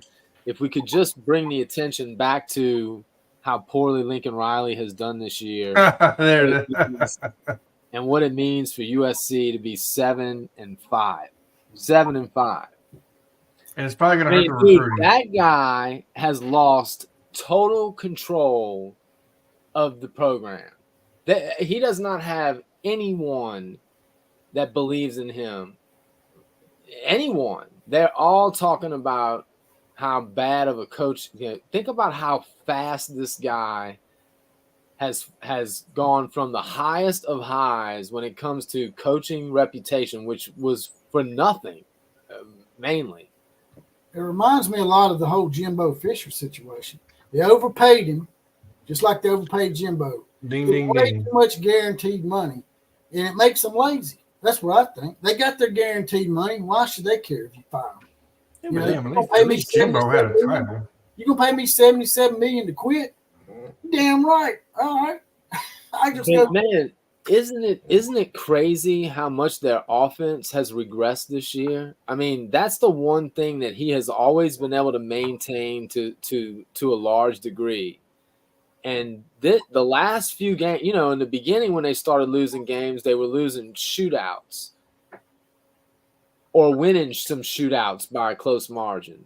But the last few games, they haven't put points on the board, man. I think, they scored 20 last night and 7 of that was garbage time after the game was clearly put away. Didn't USC lose a lot of receivers though, off that team from last year? Dude, they have Zachariah Branch. They were supposed to be They're loaded. reloaded. Zachariah Branch They are is loaded. a sophomore, right? I don't care what he is. Well, I'm saying they lost. Did they lose that great wide receiver? You Yeah, they can't. lost. No. Stop doing this bullshit. No, I know I'm what not you're doing doing. bullshit. I'm asking a legitimate question. No, you're not. I know Yeah, what I you're am. doing. I'm asking you, didn't they lose some wide No, receivers? you're playing stupid right now. No, I'm not playing stupid. I'm Yeah, being you They are. lost one. You playing They stupid. lost They lost. one. Was it the guy from Pittsburgh to transfer? Right. They Jordan lost him. Addison. Right. Then they lose a few offensive linemen too. They did lose a couple of linemen, but that don't matter. Ooh, every year people get lost. You're Yeah, lost. Dude. I'm fixing to heal your ass. Like I said, you're playing stupid. I know what you're doing. Heal. I've been around you long Man, enough to know Trey you're just- a little damn Trey ass. just lit us up. Trey just said it was Jordan Addison, you dumbasses. Yeah, that's what I said. I said Jordan Addison. That's literally what I said. Yeah. Goddamn. That might be true. Damn, Trey. Damn, Jonathan. You're a dumbass. I said it. So No, you I don't know didn't, what man. you He want. was asking you, man. You wouldn't say it. I kept So asking you. stupid. I kept asking you, wouldn't say it. Now you got Troy Sargent in here calling you a dumbass. Trey is not That's funny. not effing around. What you gonna do about that? We're gonna get you cusp. Well, we're gonna do this. First of all, you misspelled dumbasses, so I don't know. I don't have to do anything about it. Hey, that's a good comeback, actually. Jordan, Trey. Hell, you couldn't even spell your first name right, man. Ain't Trey spelled Trey? You mean to tell me your mama misspelled your name on the damn birth certificate? All right, let's relax a little bit. Didn't you you graduated high school in Alabama, right? You went to Arkansas. What's even Yeah, worse? no, it's not that much better. Hell, it may be worse. Who went to Arkansas? Me. Oh, did you really? So Nice. I lived in Hot Springs. Yeah. He went to high school there. I graduated high school there. A friend of mine And then he played golf. transferred to Anniston, which is 10 times worse. Man, that's way worse, bro. But yeah, if you're gonna call someone a dumbass, make sure you don't forget the B, bitch. Yeah, how you like that shit? You come here talking smack, you're gonna get laid back on you, brother. I'll tell you what else you need to do when you get some free time. You need Hey, to don't call Jonathan a dumbass again now. color your damn beard because it's looking really gray in the middle there. Look, Jonathan, I asked Killer Breeze about that. He's told me to go natural like him. Look, yeah, the difference is he has a lot more color than you do. You mean color? Well, I'm just one of them dudes, man. Is that I'm a just racial rolling with statement? it. You talking about me being white? When my Oh, shit goes Lordy. gray, I'm just letting it roll. And when I lose my hair, I'm just rolling with that too. Yeah, that's one thing Jesse can't get over. He has a hard time with his hair. I don't have Kinda at all. I shaved all mine off. See, kind of like his height. Same thing. Once I saw that bird nest back here in the back, I was like, the hell with that shit. I looked in the mirror one night and I saw this bird nest back here. I'm like, damn, man, Tweety gonna come in here and lay a fucking egg on my head. Hey, John Ritchie just asked me a question. He wants to know what I think about Jackson Arnold. I tell you what, why don't you hit up? You just got hit Jack up, and then we'll come back. We'll swing back around to John's question. Jack Eckers, $5 donation. Who would be your worst head coach? Tebow, aka Lincoln Riley, or Mr. Speed D, aka Grinch? Look, Grinch is nowhere. Feinbaum called Lincoln Riley a total fraud. Said that no one has done a worse job in coaching this year. Yeah. And you rewind to Feinbaum last year. He was all up his ass. He was 100%. Feinbaum is the he admits to being wrong about it. Yeah, he's a freaking fence riding faggot, man. I don't like Feinbaum, but I'm just saying. My point is, it's mainstream. This is the narrative on Tebow now. You can't. I mean, it can't be any worse.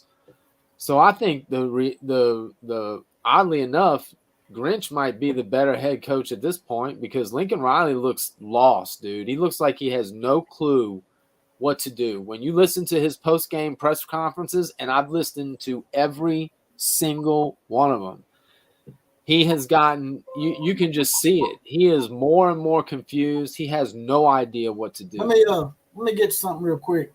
Brian Johnson says, I'm unsubscribing and unjoining. I'm not going to do this stupid shit. We're supposed to be adults here, Jeff. I don't know exactly what's going on, Brian. What's going on? Jeff, but I have no fight. I don't know what y'all doing in there, man. What's going on? Why are you going to unsubscribe and unjoin my channel for something that somebody else is doing on the slide? I don't know what Jeff's doing to you. I mean, you can explain it to me off air if you want to, and we can go from there. You can just hit me up on DMs on under Outlaw of College Football on Twitter. Or Jackass is the better way to spell it. I mean, hey, Brian, I get it, man. You know, if you got someone busting your ass a little bit, but you know, man, unsubscribing and unjoining, how is that a win? I mean, I'm not talking about anything. Have I said anything about you, Brian? Because I don't know. All I said was he asked me a question. He said, can I say something to Brian? I was like, y'all can do whatever you want. It ain't got nothing to do with me. That's between y'all. Y'all two men. But Brian, don't let it bother you, brother. It's not worth it, man. And none of it's personal. Y'all don't even know each other. It's people just talking shit.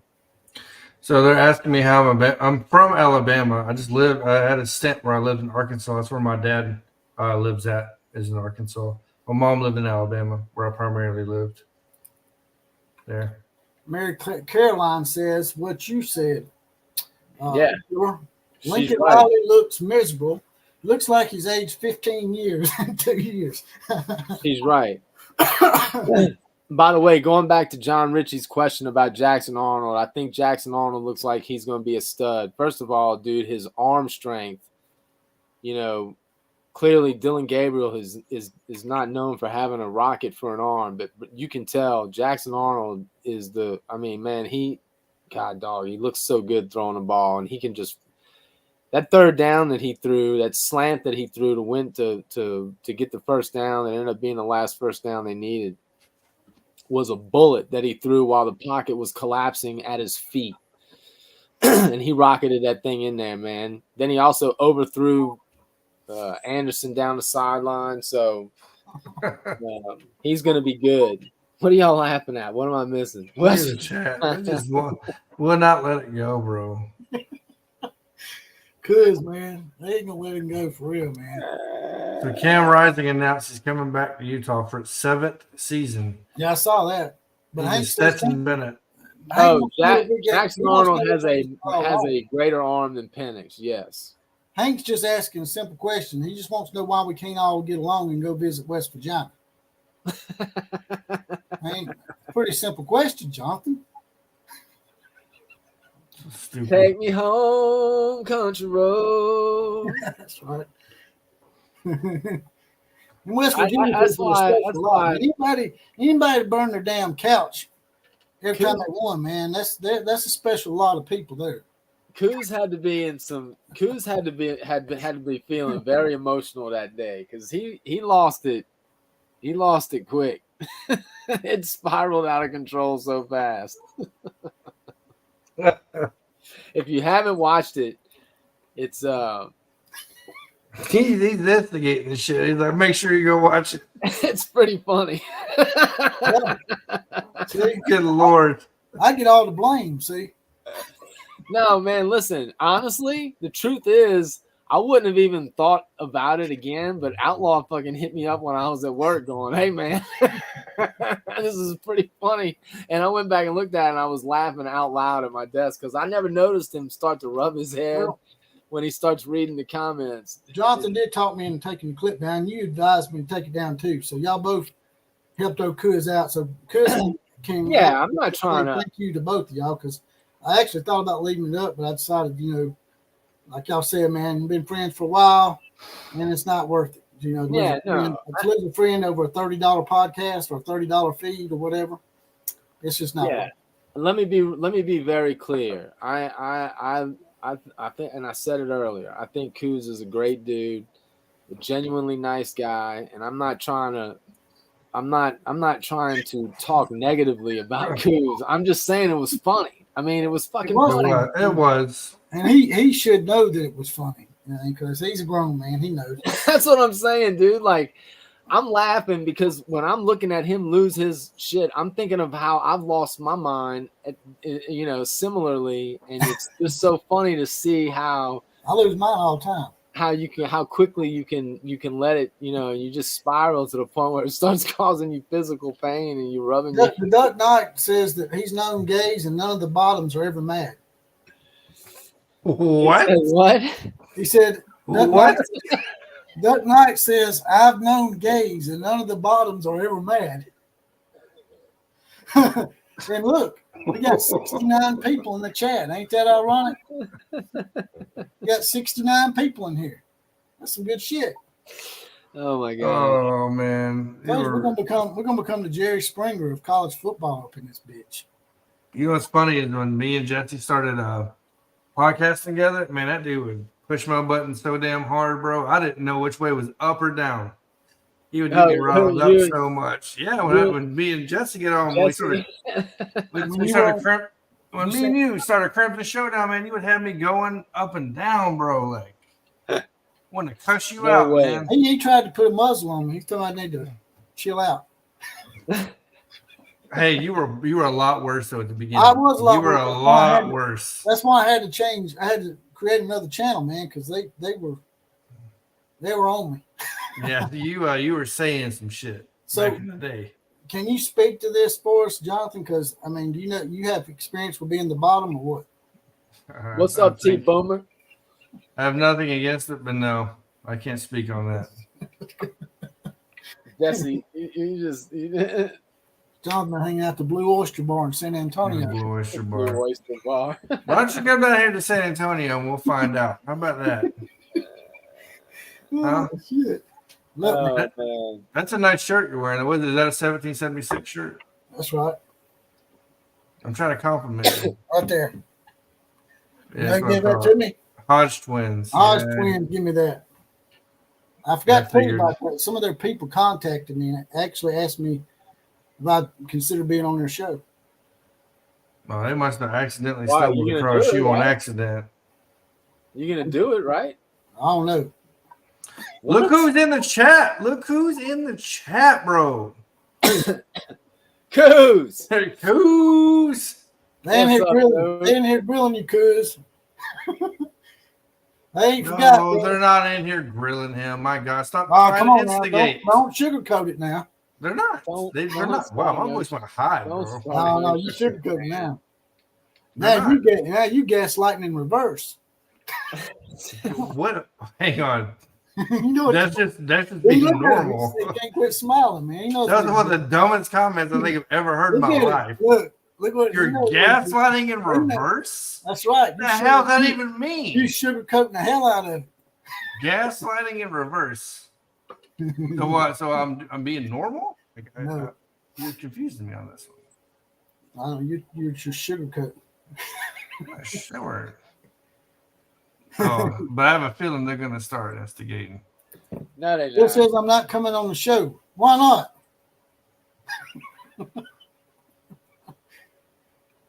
Says he's not mad. I know you're not. I know he's not mad. We all have a point in time where we lose our I just want shit. you to know, though, all kidding aside, brother, our friendship means too much over that silliness. And Jonathan and Killer actually advised me to take that down, so you can give them a little credit on that. First of all, I didn't advise him to. I told him I was going to smack the shit out of him if he didn't. And he listened. And he's like, yes, Daddy, I'll take it down. And that's how it happened. I don't have to beat a Jolly Green Giant up again. Yeah, okay. Coos, Sooner Nation loves you, man. I know you don't. I know you don't always feel the same way. They probably don't love you, but oh yeah, they do. I listen to Coos' show all the time. There's always a bunch. You can even say it without stuttering. Shut up, man. Shut up. And I told you he's going to be in there gaslighting. I'm telling you. You gaslighting. He gets that. You gaslighting me, gaslighting. Look how happy, the look of joy on his face right now. Y'all bringing me so much joy tonight. I ain't gonna lie. Going into Thanksgiving week, boy, I got something to give thanks to. Hey, Coos, for what it's worth, I don't like that part of Sooner Nation that you don't like either. Nobody does. They're a bunch of jackasses. Every fan base absolutely has those. Alabama sure enough got them. Yeah. Oh, dude. I mean, listen. When I was living in Baton Rouge, we had some friends of ours that came down. They went to school at Ole Miss. They came down to stay at our apartment when LSU was playing the Ole Miss game, and the dude was walking back to my apartment with his fiance, and some male LSU fan punched her in the face because she was wearing an Ole Miss hat. Now, that's dog shit. That dude needs to be in jail, but he claims he's an LSU fan. I don't. Every fan base has to deal with those kinds of jackasses. I'm sure you knew about Tumor's Corner with ours, poisoning the trees. Oh yeah, yeah. Well, that dude is kind of Looney Tunes. Well, he was, but yeah, he passed. Oh yeah, he's dead now, isn't he? Yeah, he died. Yeah. Who's that? The guy that poisoned the trees in Auburn. What's his name? Harvey Updike. Harvey Updike. I can't remember his name. I actually talked to that man on the phone one time. Did you really? Yeah. We had a conference call with him, Jesse. That's right. If you remember, yeah. You actually talked to him too, right? Yeah, twice. Yep. Was he nuts? I mean, what was his deal? He was a little something. It was something that wasn't right about him, but he used to be a state trooper for Texas. Oh, that makes sense. Yeah. He sent me whatever they call state troopers out there. I don't know if that's a branch of the Texas Rangers or what. That makes sense. Yeah, he was a Texas state trooper supposedly, and I used to take pictures of firewood outside the grocery stores and make memes out of them and say R.I.P. Tumor's Corner. Because they'd chop that damn tree up, make it into firewood. Hey, I have nothing but. He deserved to be punished, but they went a little over. They went a little over the top. They went way overboard. They charged him $800,000 restitution. Yeah. I'm like, you don't charge child molesters that much. You gonna charge him that much? Seriously? That's the truth. Like, that's wild. Well, Auburn's always got little brother syndrome going on. Yeah, they got a little cult thing going like Texas A&M. They just like Texas A&M, man. They got a cult down there. Yeah, it's weird. It's weird, man. My ex-girlfriend went to Auburn, and I visited there one time while we were dating, and it was miserable. A bunch of just weirdos.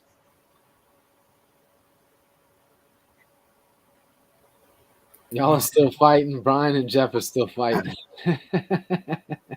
You guys need to let it go. Yeah, they're going off on each other. Yeah, they are. But yeah, John Ritchie asking about Jackson Arnold. I think Jackson Arnold can do all of it, man. He can throw everything. He's got an unbelievable arm. He's got good touch as well. The dude can run. He was originally a running back coming out of high school, and so he's got speed and he knows how to run, which was on display in that game against BYU. So Mike Cappy wants to know how old that tree was. I think it's about 30 or 40 years old, wasn't it, John? Oh, I thought it was older than that. No, it was way older than that, man. I thought it was like the tree was already years. Well, the It was thing brought is, in. the tree was already dying, and it wasn't indigenous to that area anyway. Oh, really? They didn't have them kind of trees here in Alabama. They planted that tree there, but it was already dying because they were pressure washing it. They'd throw that damn stupid ass toilet paper into the tree after they won, and then they would pressure wash it. Oh, wow. So the tree was already dying. It really did the tree a favor. He put it out of its misery. Oh, wow. If you think about it, he's not wrong. So what was the hubbaloo about hubbaloo, or whatever the hell you said? Supposedly, like he's trying to point with how old it was. Maybe it was a 83 to 85 years is what they said. It was a landmark. Yeah. I guess they got him for defacing a landmark or something. The last time I was at Auburn, I was there with a bunch of my friends from LSU, and we were at a bar, and the cops literally came and kicked, stood outside the bar and said, "Anyone from the state of Louisiana, leave or get arrested now." No, Killer Breeze is actually an LSU graduate, right? That's right. And now that's about the time they coined the phrase "corn dog" down there in Auburn. Auburn's the one that started calling y'all corn dogs, just so you know. Listen, Auburn is the only stadium I've been to where I came this close to getting into a fight with a fan. I've never had that happen, and I've been to the Swamp. I've been to Tuscaloosa. I've been to College Station. I've been to Ole Miss and Starkville. I mean, I've been to a lot of them, man, and I never had that happen except in Auburn. I mean. Colorado lost another recruit. That's one of the things. Did you see the last post game press conference with Deion? He was supposedly. Did you ban Jeff? I just banned Jeff. Yeah, I got tired of hearing that shit. I didn't really ban him. I put him in timeout because I want him to stop. I like kidding around and joking too, man, but it's getting a little petty. Yeah. So anyway, what were we just talking about? Jeff threw me off. They'll do that. He could probably still hear us now. He knows I've done it, and you're gonna get me in trouble. Oh, he knows. I mean, you just sold me out, man. He knows. How's he not going to know? There's Jonathan over there, sugarcoating shit. Big Cojones Kelly, what are you talking about, man? Ken Sterling. We got some crazy shit going on tonight in the comment section. Yeah, I know. What the hell is going on? We do. It's even crazy for me. You got people in there talking about having sex with cows and stuff. Oh my! Maybe they're just about 280 pounds, and big women need love too, bro. 280 ain't too bad, right? Especially 6'8" like you. 6'8". What do we have? What do we have actually in the? We got 67 in the chat right now. Would like to see BB bring Cale Gundy back to the staff. Yeah, I would like to see Cale come back to the staff too. But the guy that we got in his place now is a stud, man. I see what you did. You see that? I see what you did, John. What happened? I clicked off his comment. Yeah. Oh, go ahead, click on your comment. I don't even remember which one it was now. I know that's why I did. I don't just pick comments that interest me. I also pick comments with new names and whatnot, so I can try to get everybody involved. Yeah, of course. Like Ken Sterling says, would you like to see BV bring Cale Gundy back to the staff? Almost called him Bundy. Yeah, I want Gundy back on the staff, but I don't think that's going to happen. He's a racist, isn't he? What'd you say? Ain't Cale Gundy a racist? He is not a racist, man. I know what you're doing. I know what you're doing right now. It ain't funny. It ain't funny, man. Don't talk about Cale Gundy like that. Here we go. I knew this shit was going to happen. Don't do it, man. Don't do it, man. Don't do it. I see what you're doing, man. That's what the president of Oklahoma said. You are turning red right now. You're enjoying this so much. Oh man. Jonathan just sent me I can't have you disrespecting Cale, man. I just can't have that. I actually agree with you on Cale, but I mean, technically, the Oklahoma administration, the president of Oklahoma, basically was saying he's a racist, right? I mean, if you infer things from him being let go, yeah, exactly. I mean that's what they, Mary Caroline says she's heard Seth Luttrell would be on the short list for offensive coordinator candidates if Levy leaves. Yeah, I've heard the same thing, but I don't know why. That's the other, that right along with that Dylan Gabriel hate is the Levy hate, and it drives me crazy also. Don't get me wrong. Levy has not called perfect games, but he's like anybody else. He's going to have bad games. Overall, the dude is a great recruiter, and he's also a great offensive coordinator. And we don't want him to leave. I heard he might be considered for the Mississippi State job, like for real. I've heard he shut that down. I don't think he'll go there. You don't think so? I think he shot it down, man. I think he's come out and said no. It's the SEC job. Hard to come by. Got it. He had, yeah. That makes sense. I think the reality is he wants to win with Oklahoma. Don't get me wrong. I think if they end up getting to the point where we all expect them to get to, and they can actually play for and God forbid win a national championship, I think he'll eventually leave. But if we put together a championship program, we're going to lose coaches. I mean, that's part of it. A little off the topic, but what do y'all think about Jerry Kill, the coach at New Mexico State? He was a coach at Minnesota and done really well, and he had to retire because of his epilepsy. And he come out of retirement, and now he's got a team that was like, what were they, lost like 20 games in a row? Yeah, they were horrible. And they were 0-24 against SEC teams. Yeah. And Jerry Kill has got them at 9-3, man. You got to feel for that guy. Yeah. I mean, if you can win, look, if you can turn around programs like that, that's usually the sign of a good coach. Just like the guy at UTSA. Everybody says the same thing. Jeff Traylor. Yeah. Everybody says the same thing about the guys, how good he is at building a program.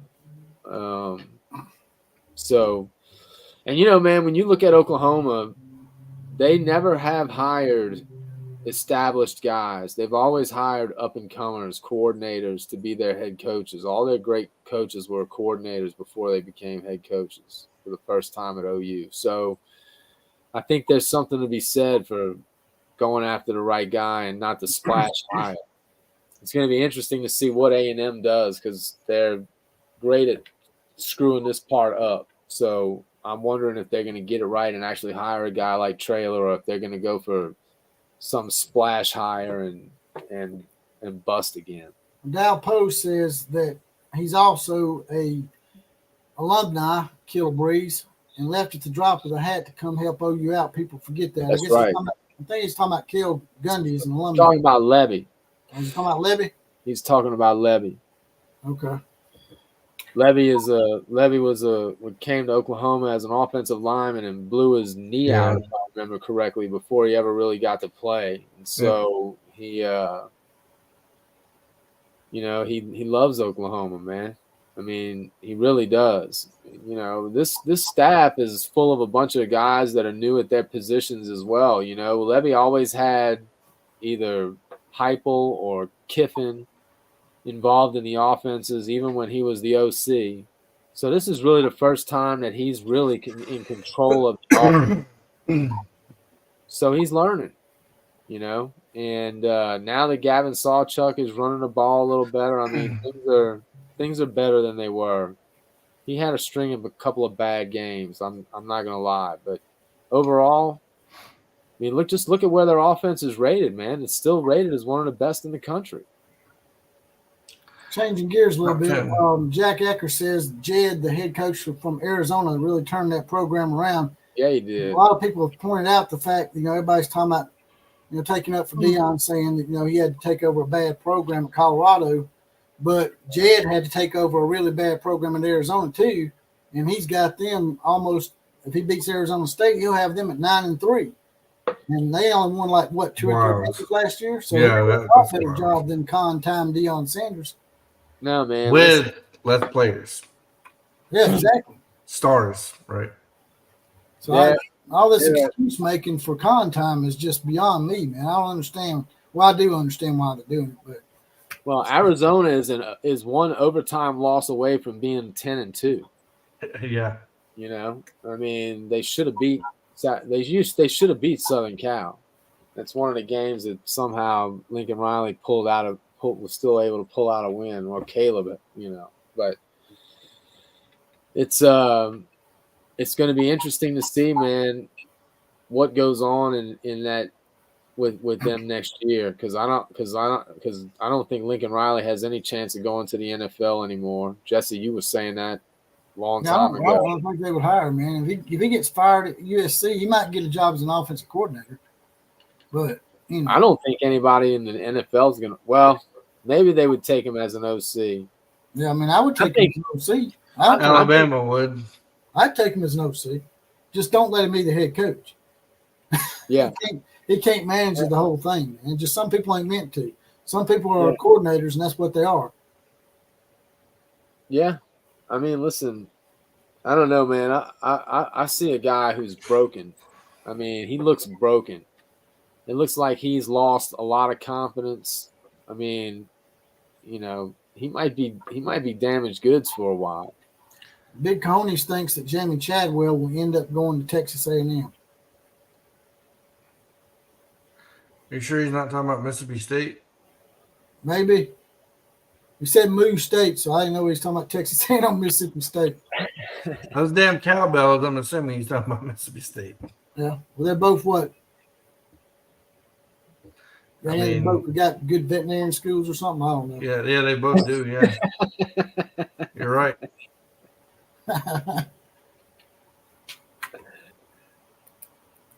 Ryan Kessler says, OU offensive points per game, passing yards per game.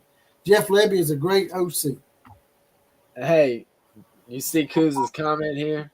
Kuz, we love you, man. That's the whole point, is that that's what I was trying to say. I laughed because I saw myself doing similar things. Dude, I called JPC out for you, Kuz. I told him he was gaslighting you, and he knew what the hell he was doing. I didn't. I didn't. That part of it, look, I swear to you, my mother's grave, seriously, all kidding aside, Killer Breeze was there. He knows. It just happened. I was asking, you didn't watch the whole live stream. I was asking him before that happened about a situation that had nothing to do with that. And then he just started blowing up. And then that's when I saw it, and I'm like, well, I might as well just go with it.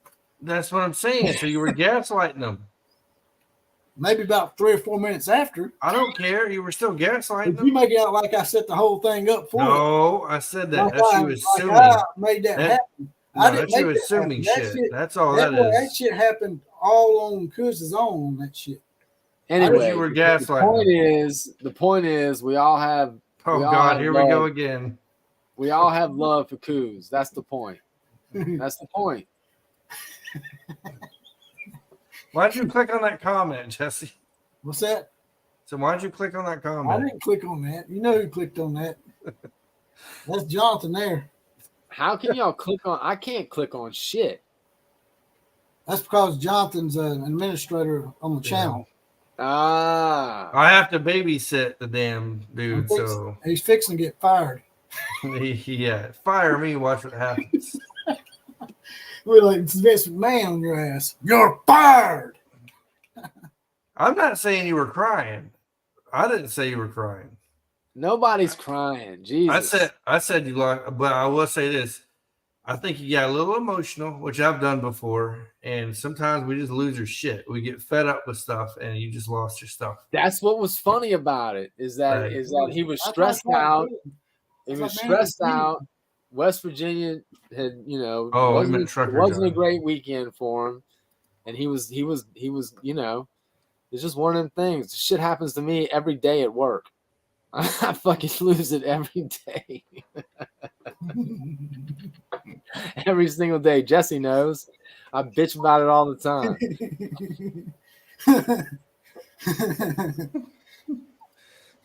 What are y'all laughing at? I know I'm missing out on something. He's clicking on comments and I'm clicking off of them. You guys, man. Oh man, Water sucks. Gatorade's better. That's right. Just like the water boy. you kind of look like the water boy. Kind of act like him too. He said he wants to buy partial ownership of the channel. Jonathan, how much are we going for? Well, Jonathan, pimping ain't easy for him. He's out there in San Antonio, so I wouldn't give you 2 buffalo nickels to rub together for this thing. Hey, by the way, a lot of money now. Hey, while we got Coos, while we still have Coos in the chat, I'm curious, Coos, where is the West Virginia fan base now on Neil Brown after they won yesterday in fairly convincing fashion? They want him now, but next week they want him fired. Well, that's my point. Like, what do you do now? Like, because this is not a bad team. They've got a good record. So what do you do?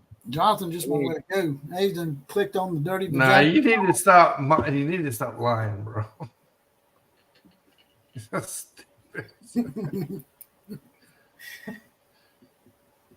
Yeah, I actually agree with John Ritchie on that. Because is very passionate about West Virginia. It's obvious. Very passionate. Yeah. Jesse's passionate about Alabama. Trust me. I am pretty fucking passionate. I ain't gonna lie now. Geez, I couldn't tell. Everybody's come watch a game with me sometimes. If it ain't Mississippi State and boring as hell, like it was at your house at one time. Yeah, I know that was the most boring damn game I think I've ever watched in my life. The only game we watched together. Oh man. So what? By the way, who does Texas plays Texas Tech at home next weekend, right? Yeah. And Oklahoma State plays BYU at home. They're both at home next week, right? Oklahoma State and Texas are both at home. I believe so, yeah. Is that right? Yeah. And now a Texas loss isn't good enough. I think it needs to be a Texas loss, and I think maybe Kansas State has to win or lose also. That's a good one to click on, Jonathan. I know you clicked on that one, right? Yeah. Trucking John makes a good point. At least you're not a Skittle shitter lover. Cuz?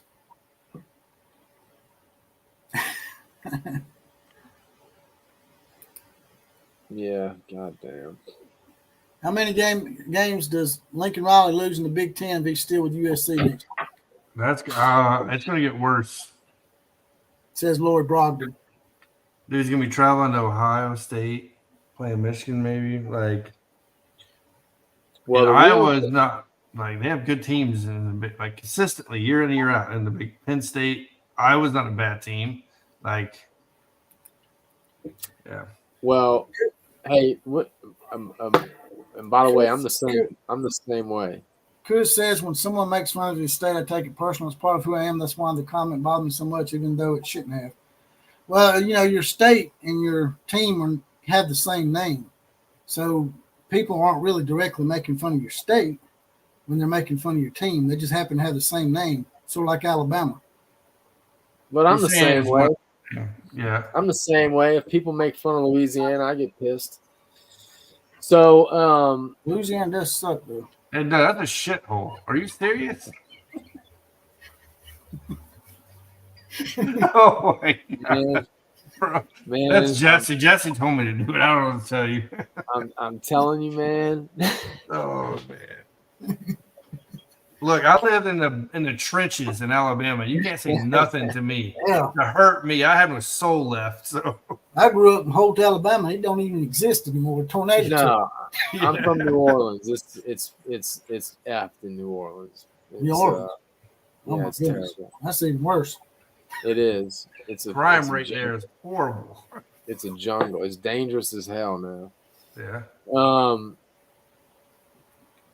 Yeah. Anyway, it's going to be interesting to see what USC does next year, because man, depending on who they bring in as defensive coordinator, and you got to wonder if a big established defensive coordinator is even going to want to be a part of that. And is Lincoln Riley going to give up some of the control? Like, he's a control freak, dude. And he's closed off, very unsocial. He's not very socially inclined. If he doesn't chill out on some of that, it's going to continue to be a disaster, and it'll be much worse in the Big Ten. Just so you know, I did not click on that one. I didn't click on it. You see who's laughing.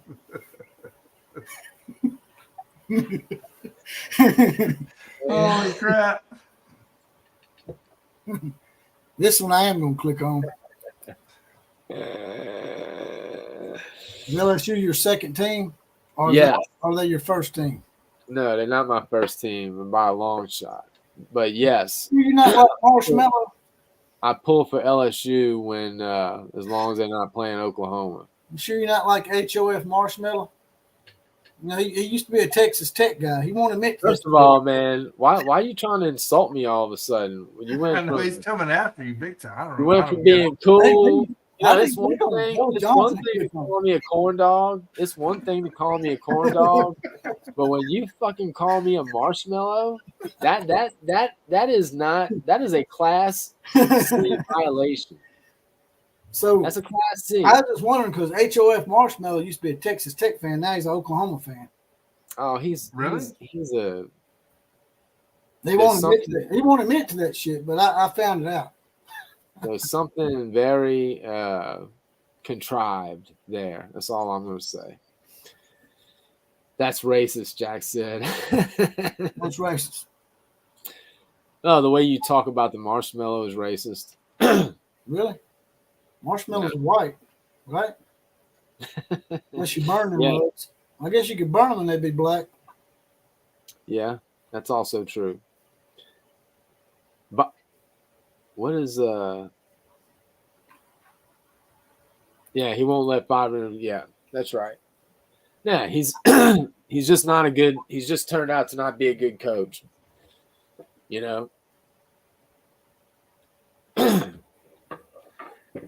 Now I got people asking me how I became an OU fan. My father's side of the family is from Oklahoma. My dad I went to OU my freshman year on scholarship. What's wrong with that comment? Because you haven't explained your fandom. Yeah, I had to explain it too, just like 30 minutes ago. You live in Alabama? How the hell are you in Alabama? Or you live in Arkansas? How the hell are you an Alabama fan? But I went to Oklahoma as a freshman. I was actually in the Roughnecks. I used to run out on the field with the team. I left on scholarship, and then my best friend and my grandmother died within 30 days of each other.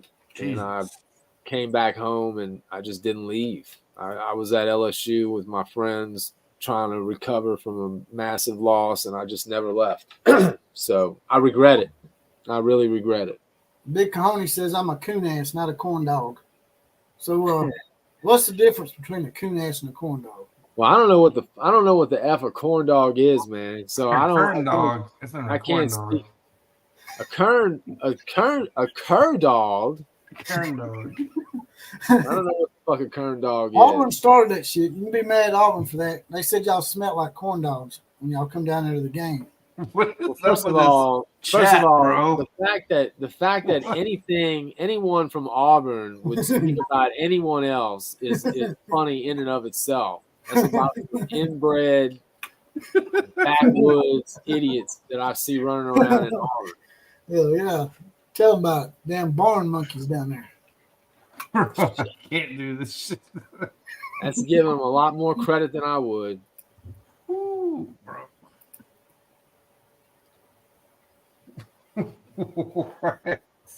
Hey, they can't even spell inbred. What's wrong with y'all?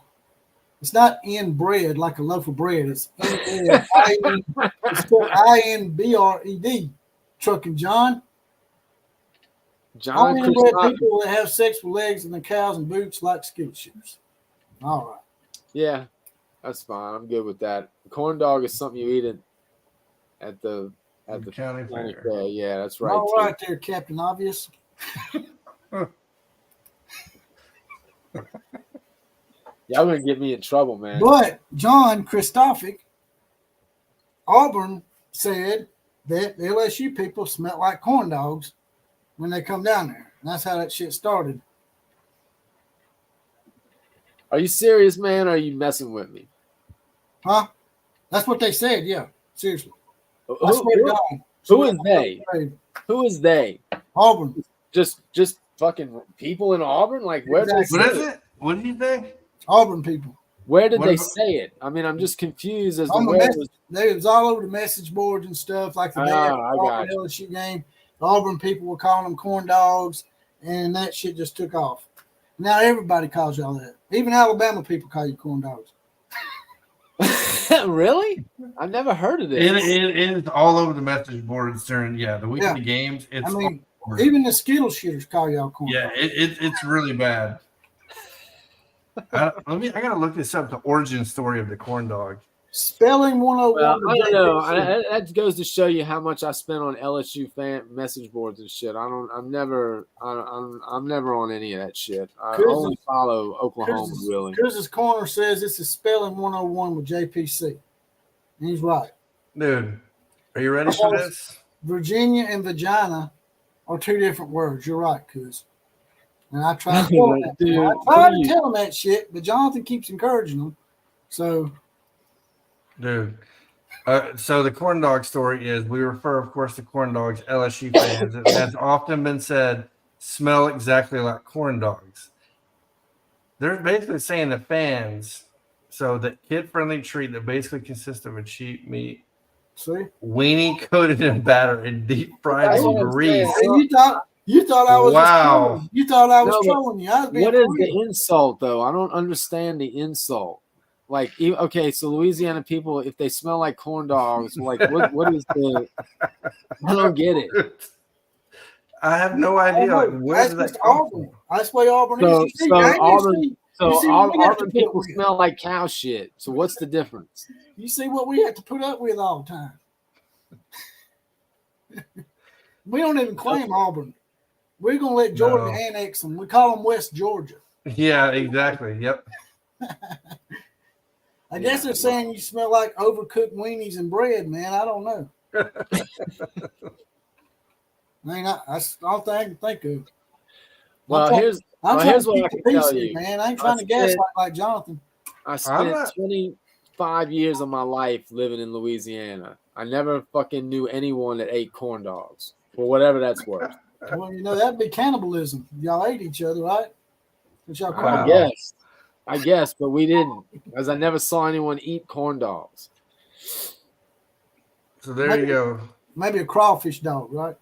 Crawfish, then now you might be on the saw the grease in your hair, according to Trucking John. He says y'all smell like corn dogs because you have grease in your hair, killer. What, dude? Listen, man. The peanut oil in your hair. I'm about to start having my own motherfucking meltdown up in this month. You're fixing to have another cuz moment. Here it comes. See, cuz anybody can be rattled. You can get to the killer breeze. There you go, Jesse. Stink ass cat with a $10 donation. Stink ass cat in the house. 100-yard pick six. Yes, for Mr. sir. Bowman. Woo! Yes, sir. Yes, sir. Billy Bowman, stud. That's one of Billy the few Bowman donations is I've got stud. tonight. I've been slacking on donations tonight. I've been too busy trying to keep the peace between all y'all. If you could donate so he can buy some, what is it called where you can color your beard? Yeah. Way it's not straight I white. got some. I got Just some for men. I got Just some for men. I got some in there. How much Do you is really? that? I just ain't used it yet. I can tell. I was going to, and people told me to keep the gray. Dude, does that really bother you? You seem like you wouldn't care about that. It bothers him. Look Does at it him. really? Yeah, look at him. He's laughing. He's masking his trauma from He likes the white hair on his face. He's mad 'cause he can't grow a beard past his chin. What the hell are you talking about? See, I'm telling you, he's off his game. Now look, he's got a neck beard, and he's gonna talk about my beard. This is not a beard. This is barely even anything grown You out. can't grow a beard. All you can grow is a neck beard. Really? Like a werewolf with mange. At least I can grow some damn hair, and it's on my head. You got werewolf with mange. Yeah. This dude is in rare form tonight, man. Hey, he started on me first, man. He's making fun of my beard. Why are you acting like a child? You need to color that beard. You acting like a child, dude. I can't believe you tonight. I thought you were better than this. I'm better than that. I'm better than you. I'm sure. Hey, you started messing with me about my beard first. But I am going to color it. I am. Trucking John says, so do they eat anything else besides corn dogs and tube steak at LSU? You'd have to ask that. What'd he say? That coon over there. What'd he say? What did he say? What did he just say? He said, do they eat anything else besides corn dogs and tube steak at LSU?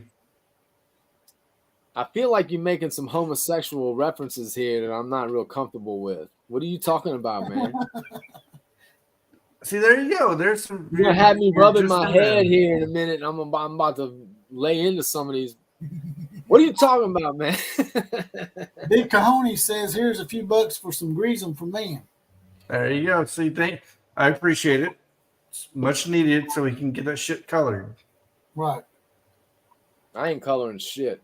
And the only way you get rid of mange is Well, yours don't look like shit, so you're good. The only way you can get rid of mange is if you get oil and like vinegar and put that shit on your face right here, so you can grow that neck beard up here like real men, like me and Killer Breeze. We real men. We grow a beard. So what happened to the top of your head? I shaved it.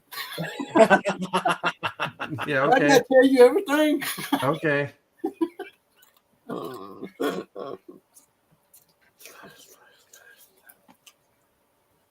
Just for men. I say want some of that 7-Up. Yeah, that's what. Yeah, I saw Jack. Jack got a peek inside my fridge. You said you rubbing your head must be an LSU thing. Yeah, that was the beginning of the. Well, we're not even gonna go there. What are you rubbing, Trucker John? You can't even spell inbred. you got it in the bread. It's like you. I don't know. You're a trucker and stuff. I know you get lonely sometimes. Probably got your loaf of bread in there, right? Cut a little hole in the middle. Oh, well, this took a sideways turn. he messing with my boy Killer Breeze. He just keep grilling on him. Yeah, man, he called me corn dog, man. Oh, my Lord. I can't just let him keep on grilling on Killer. I think corn dog. He's talking about tube steaks, saying I'm some kind of gay corn dog, man. I can make fun, he's but drunk. I can't do it. Hell yeah. Because I'm drunk. Chuck and John said, "Because I'm drunk." Yeah, that's everybody's excuse. I like it right I've been there. sipping on the tequila tonight myself, but I can still spell it. Now that makes sense. Now I understand why you. Oh, bro. Those lot lizards, man. Lot lizards. Yeah, you know what that is, right? That's Trucking John. Yeah, that's those women that go truck. Oh shit. Well, Trucking Oh, John probably Trucking tell us hose. about some lot lizards, right? Truck and hose, a lot lizards. Yeah, they call them lot lizards. Wow. Lot lizard, truck and hose. Yeah, Fred, you're right. It has become more of a center channel. It's because when Lincoln Riley pulled the shit he pulled, and I started making videos, and I was probably the only person that called his ass out and fucking You were. You were. that, everybody from Center Nation come on my channel and just took over, and they supported me. So I actually remember that you stood out the most, and Jonathan, I feel like I remember you putting out some I pushed a lot. Yeah, I pushed out a lot. I feel like I remember you putting out positive videos about Oklahoma too, and that was really it. I think Ty never really put out any. Ty just put out videos that had to do with Oklahoma, but it wasn't like he was really cheering them on like it seemed like you two were. So that's how I remember it. But I don't remember anyone else saying anything other than Oklahoma was fucked and USC just made the best hire of all time. That's what I remember 99.9% of the people saying, which is why it feels so sweet to sit here today with them losing 5 of the last 6 games. They started off 6-0, and then they went 1-5. And that is just awesome. Dude, I remember my big thing was what really brought me to OU a lot was Jackson Arnold. So he was one of my favorite recruits, so I made a lot of videos on him on my channel, and then he just so happened to commit to OU. Yeah, man, I remember that. That was a tough time as a Sooner fan, dude. I remember but it was also crazy that we realized very early on that we were probably going to end up better off down the road, which it seems like it's hard to argue that at this point. You definitely have a much better staff, in my opinion, with Jeff Lebby, with those guys, with Todd Bates, who I think is not getting enough love, in my opinion, right now for what he's working with. Yeah, Chavis, like you have a lot going on. I think so, man. And actually, that the wide receivers coach we just got from Tech, or wait, was he at Tech? Actually, maybe he was already at somewhere else. God damn, why can't I think of his name? Yeah, he was at Tech because he was the one that he left, took a new job, and then the following week came to Oklahoma. Somebody in the chat room, give me the wide receivers coach. Why can't I think of his name, man? He's big in the Dallas area.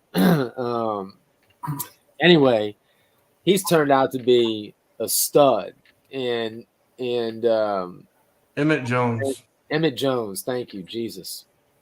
Yeah, he's turned out to be unbelievable. So they got great coaches up and down that staff, man. Fred Bagley says he loved the fact that me and Jonathan were calling him out from the get-go. Y'all a lot were. of people, they won't believe that, but all they got to do, the glorious thing, go back and look. Like you saying right there, is just go back and look at the timestamps there. We was calling him out from the beginning, just like time Deion Sanders. Everybody's up his ass. Yep. And like Hank said, mostly Ty was about recruiting. Yeah. Ty sort of rides the fence on stuff like that. He don't really take a side, to be honest with you. Yeah, that's right. Yeah, man. It's Trucking John says he has mad respect for all you guys. Love all you do on here. Even the corn dogs. Oh, my bad. I didn't say that. One of my proudest moments on my show is when I said Jackson Arnold was going to become a 5-star. Literally 3 weeks later, they made that dude a 4-star to a 5-star. I was like, finally. Yeah, man. Y'all were the only ones, man. I don't remember anyone else really talking them up. And, at the time it felt good to hear it from someone outside of Oklahoma's camp saying positive things, which by the way, y'all kind of turned out to look like geniuses on the matter, because pretty much everything that you said has turned out to be true, especially you, Jesse. I mean, you really called it not just the rise of Oklahoma, but the downfall of Lincoln. I mean, Yeah. that's been That's the way you done it, man. pretty sweet. It's the way they handled the whole situation. And like I've Well, talked about this before in the past, man. Dude, he's turned out to be a liar. No first-year coach in the history of college football, other than the ones that were hired the same year as Brent Venables, had to come in and deal with immediate transfer portal. That was a whole new thing to everybody. I mean, because when Nick Saban come in and Bob Stoops came in, players couldn't just immediately transfer out. If they tried to transfer, they had to sit out a year. So it discouraged them from doing it. Whereas with Lincoln Riley, he lured them into the transfer portal. He can say he didn't, but I know he did, man. Oh, he absolutely did. I mean, man, that's the thing that drives me crazy is that when you listen to the national media talk about that transition, they all talk about how Lincoln Riley took this 4-8 team and turned it around to 11-3, whatever they were his first year, a hair away from going to the college football playoff. How look at what he did, and then look at what Brent Venables did. He took over this 11-2 powerhouse, and then now they're 6-6. But it was actually the opposite, because Lincoln Riley, that team was 4-8 that he took over, but he brought with him the Heisman-winning quarterback. He brought with him the best wide receiver in college football, or one of them. He brought over a great running back from Oregon. He actually started off with a team that was more like an 11-2 team, and Brent Venables was left with a team that was gutted. So it was really the staff that was gutted, and a staff. That's right. And the funny thing is that from the word go, he has outperformed, other than that first year win-loss record, he's outperformed Lincoln Riley in every way. Recruiting, where the programs are at the end of year 2, like everything about it, he's outperformed Riley, other than the win-loss record of their first year in football. Now, Lori Brogdon says she likes her some corn dogs. Yeah, she does. Said she'd like to eat some corn dog. What's up, baby? Oh, man. No. So, yeah. Truckin' John's got it right. Tebow was already recruiting for USC. Well, hell, that damn I can't think of his name right now. It wasn't Jamar Kane. It was God. But he was busted for recruiting, USC players to USC when he was still Manning was his last name. Roy Manning. Yeah, there we go. Yeah. He was busted recruiting players over to USC when he was still on Oklahoma staff. Riley was doing the exact same thing. Zach Harbert says USC fans smell like tofu, glitter, and dirty feces from downtown LA. Yeah, you have Well, that's probably because they shit in the streets, just like they do in San Francisco. Yeah. You got a 5-alarm fire situation down in those parts of the world. I don't see how anybody can live down there. No. To be honest with you, I don't see how they get any recruits. Oh, and there was something I was going to tell everybody in here. So we got I like a little secret posse between me and Jonathan and Killer. We've been contacting Lincoln Riley's, recruits, prospective recruits on Twitter, and just letting them know about Lincoln Riley. So that's why their recruiting has went downhill. We basically deep sixed that shit for them. That's right. Jonathan's got a lot of connections on Twitter, and he basically deep sixed every one of the Skittle Shitters recruits. So that fence they built up around California, we tore it down. That fence never went up. That dude never even got it up.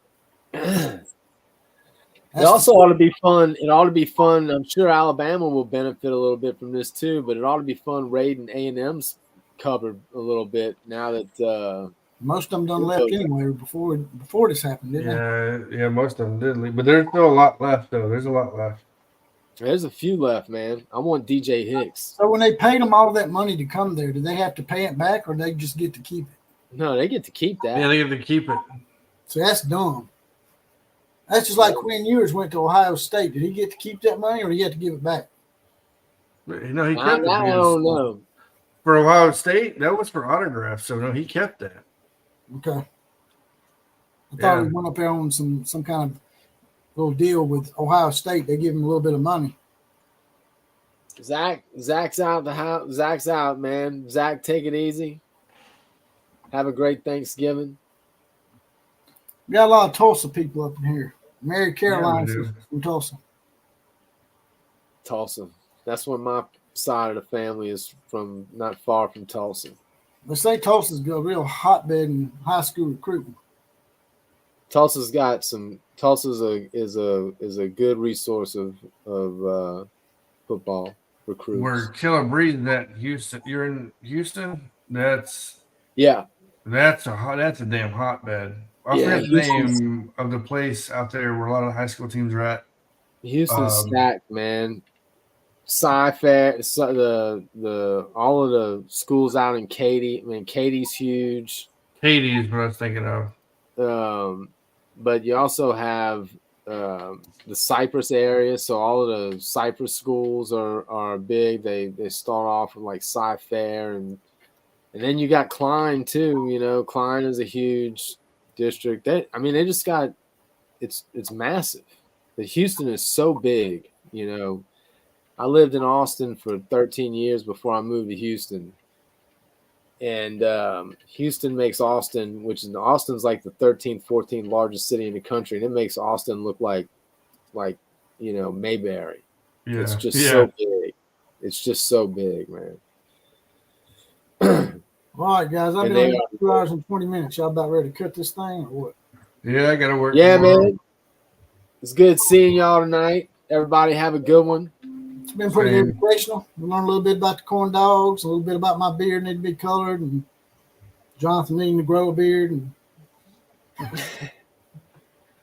And I like stupid with a beard. I ain't no way I'm growing a beard.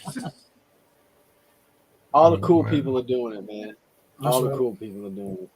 All right, y'all be good, man. Let's do it again next week. All right, we'll check you later. Have fun. Later. That was Killer Breeze, the ultimate Oklahoma booster, and Jonathan Lewis, who cut up out of here too before I had a chance to say goodbye. Before I get out of here, is anything else y'all want to touch on? Do y'all want to maybe give me some suggestions on topics for the week? Do y'all think I should do another live stream at some point?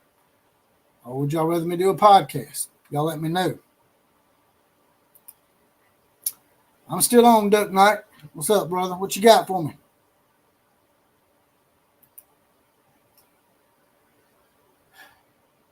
All right, Fred, I'll check you later, brother. I'm fixing to get out of here too, probably, but I was just going to stay a little while longer to see if the gallery had anything they wanted me to answer so I could give my direct attention to you guys because y'all listened to us ramble all night.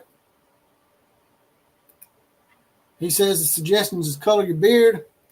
Jonathan was saying he would look stupid with a beard, but the reality is Jonathan can't grow a beard. All he can do is grow this. It's called a neck beard. But, you know, I guess we all have our flaws, right?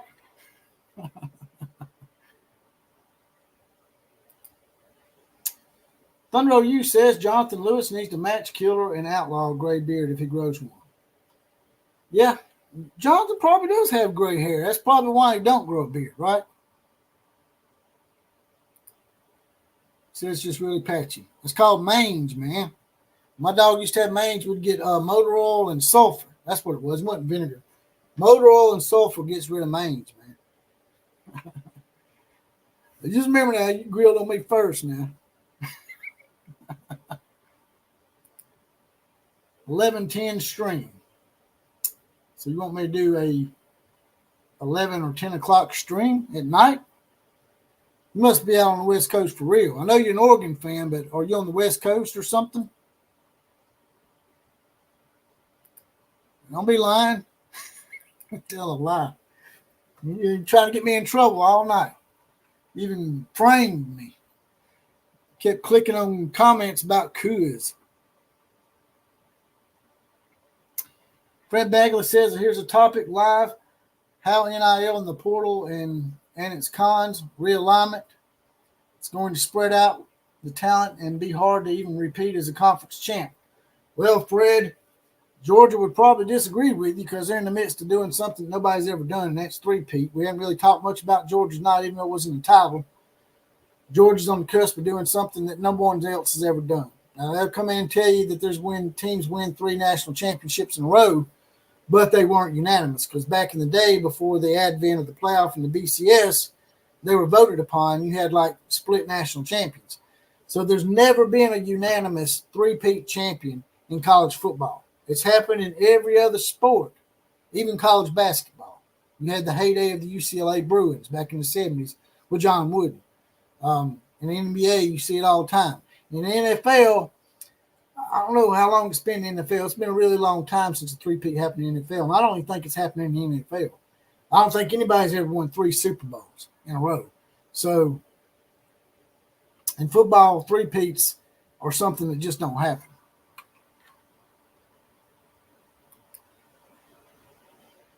Jack Acker says, when are you streaming again? When do y'all want me to stream again?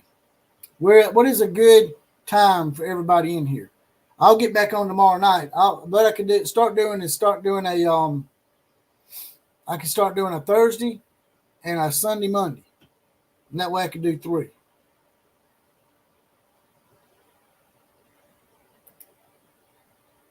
They say my live stream is an 11 out of 10. All right. I appreciate that, brother. Appreciate that. Great comment. 7 or 8 is good, says Brian Johnson. Brian Johnson, by the way, brother, I want to apologize to you for the situation that occurred earlier tonight with Jeff. I was hoping that y'all would work it out, but I was sort of seeing what was going on, and it was a big distraction, so I had to make a choice, and you know what the choice was.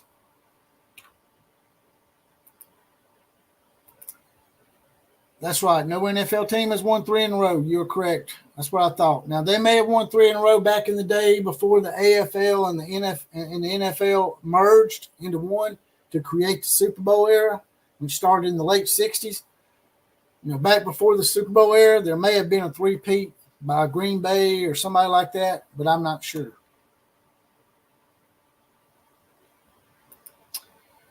Seven or 8 Eastern. I'm in Central Time, so if I was to do 7, it would probably be 6 for you, or 7 if it was 8, right? So, which do y'all prefer, 7 or 8?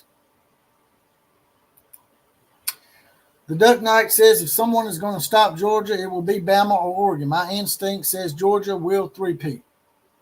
Well, Duck, Jonathan Lewis agrees with you on that assessment, I think. I think he thinks that Alabama is definitely going to get beat by Georgia in the SEC title game. I hope he's wrong about that, by the way.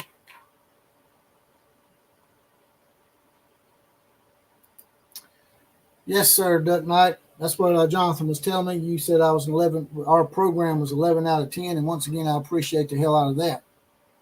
If you don't mind, share this channel out to a few of your friends. I do some Oregon videos from time to time. They're one of the teams that I actually do besides Oklahoma and Alabama. I do Oklahoma, Alabama, Oregon. I've been known to do a few on Florida State and Notre Dame and Nebraska. All those fan bases are really big on the internet. My team, Alabama, I still do them just because they're my team, but they're really not very good as far as internet and YouTube's backing, supporting YouTube channels. So that's why I do a lot of Oklahoma and Oregon and BYU, by the way. BYU's a good fan base too, as far as supporting online stuff and YouTube channels and whatnot. We're in with Rye Guy, 12-18. He has his badge. I'll be honest, the one team I really don't want to play is Georgia. I don't think the Ducks will get blown out like last year, but I do think Georgia will beat us fairly decisively, says Rye Guy, 12-18.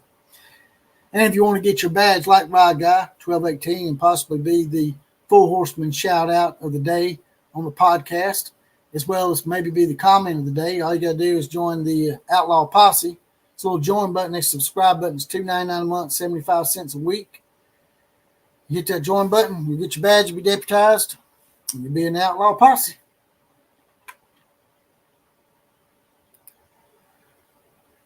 Yeah, you do that. If you send me an Oregon hat, I'll put it on that wall up there. I've had plenty of people send me stuff. If you'll see up there at the end is a South Dakota State hat. A lady sent me that from Missouri. But yeah, I've had people send me stuff. You can't see it. It's in a picture right up here above me. Not the OCF hat, but right here, the white bill. That's actually a St. Louis Cardinals hat. You can see that. St. Louis got a couple of Major League Baseball team hats. The St. Louis hat was sent to me by another Missouri person.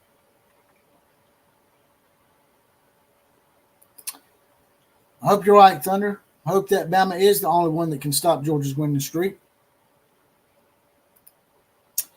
Trucking John, if you want to send me something, hit me up on Twitter at OCF Productions and hit me up on DM.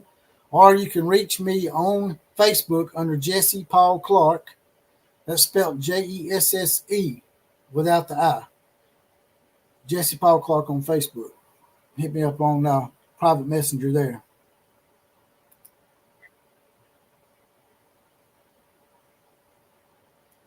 Talking about the future of the game, Fred Bagley. Okay. Wasn't talking about this year's three-peat. You're talking about the future of the game going forward. Yes, I can probably see where you're going with that, and I could probably agree with that. Ken Sterling says that Alabama quarterback is coming along in strides. I think he is too. He may not be in the conversation this year, but I think he might be in the conversation for the Heisman Trophy next year. All right, brothers and sisters, it's been fun. Like, share, comment, and subscribe, and share this podcast with all your friends. Also, this thing will upload to podcast after this. If you want to make a one-time donation to the program, there'll be a little heart option underneath the video. Just smash that, and send along a little donation to the program. With that, I'm out of here. KMCA to all the other teams. Class is now officially dismissed.